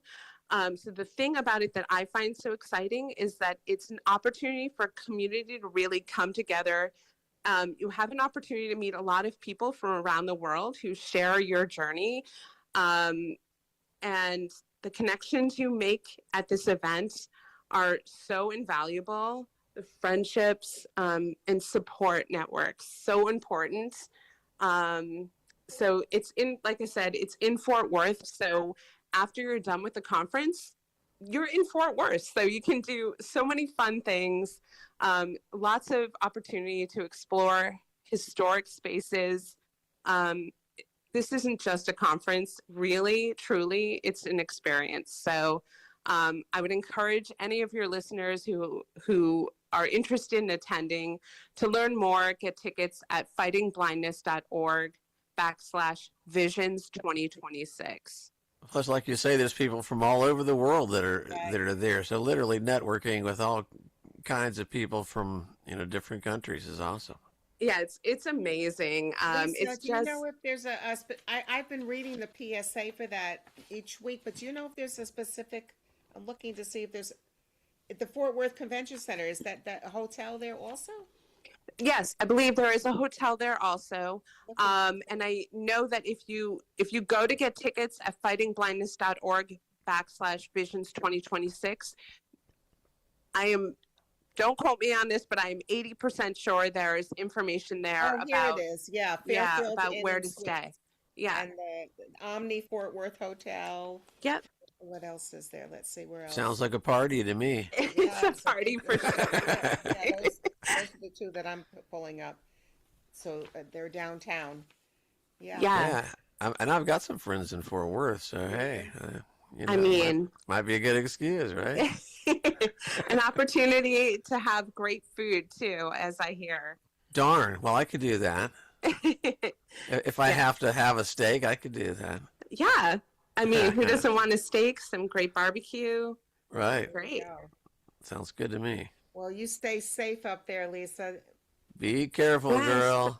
Thank you so much for It was very nice to meet you, and I'm glad that you reached out to us. Thank you so much for joining us. And good luck with the chapter. Thank you so much. I appreciate it. Keep us posted. Yes, and if there's anything you'd like us to read on the air live, let just us know. email us, okay? Yeah, they got just the right person up there. There you go. Thanks so much. Happy to Take do care. it. You take care. Bye. Bye-bye. Thank you. All righty. Yeah, if anybody wants to write Very nice. about your organization, write to Indeed, Michael, Michael, Michael at blindandbeyondradioshow.org. So if you have something to say, you want to talk about your organization, write to us. Let us know. Again, We'll read write it. to Michael, Michael at blindandbeyondradioshow.org. What, Dave? I said we'll read it. We're not that picky. We'll read all kinds of things on the air. Well, two things we don't talk about. We don't talk politics. We don't talk religion. Anything else we talk Yeah. about? So if you got a politically religious activity, we probably won't announce that. But Politically religious. we probably won't bring that one up, but Clever David. you know. It was a New England It's the Blind Was that fun yesterday, and Dave? Beyond radio show. It was fun. It was Well, fun. hey, you see, stop confusing the audience. That was And now we're back on YouTube, the Blind and of all Beyond show, my things. friend. Come on, you're double voicing over there. I don't know. That's This right. guy, he has too many voices here, guys. But The Blind Dave, and Beyond show episode on one, YouTube. Monday edition, first edition. We're here. We've done it. The inaugural. Excuse me, grammar. edition. Let's say proper grammar, please. We have There you go. completed our first show, sir. What do you think? What do you feel? Done and did it. You done did it. There you go. What do you think? What do you feel? How you feeling? I'm feeling good. I hope everyone will like and share and subscribe and all those cool things. And we'd love to see you next week. What about you, Hersh? I think next week, same space, same place. I am so grateful to Mike Latta, our TD, for the show tonight. Me too. We Yay, Mike. have some vision loss, but it felt like no loss at all. And anything that we could do for our community, as Dave and I, we always like to give back to our community. So again, thank you so much for your time that you gave us with the ads and everything else in between. We definitely want to make the show refined and better for you. And if there's thoughts, again, you got the email Michael at blindandbeyondradioshow.org or blindandbeyondshow@gmail.com for now. So shoot us And an don't email, forget, drop comments, like and a us. special thank you to my wonderful Brenda for the cookies. Oh, man. I'm just saying, they were Hey, good. you lucky. I really do got chocolate chip over there in the I think it's from Sam's, sam.gov. Oh, yeah. Hey, I remember the website, but I will put in everything in the description, ladies and gentlemen. So please bear with me. This has been a fun, great experience. Dave, thank you so much for your efforts getting the music and audio. And hey, you know what? Tell you what, if you guys are interested out there, my friends, audience, you over there, get in touch. Maybe you could come help us. We'll show you how when you pull one rope, the other rope falls, and then you got to tie the rope. I don't know. We'll teach you. You Join teach the us. community. Yeah, it's all about the community. So again, don't forget to like, subscribe, as they always say. But if there's anything that you want to learn about, please drop that comment down there, because I'm gonna go read them right after this.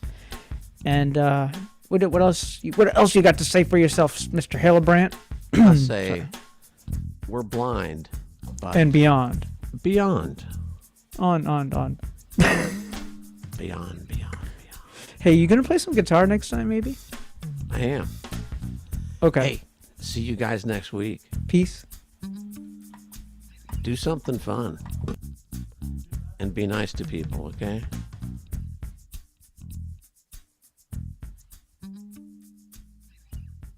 So, again, thank you so much. Peace, love,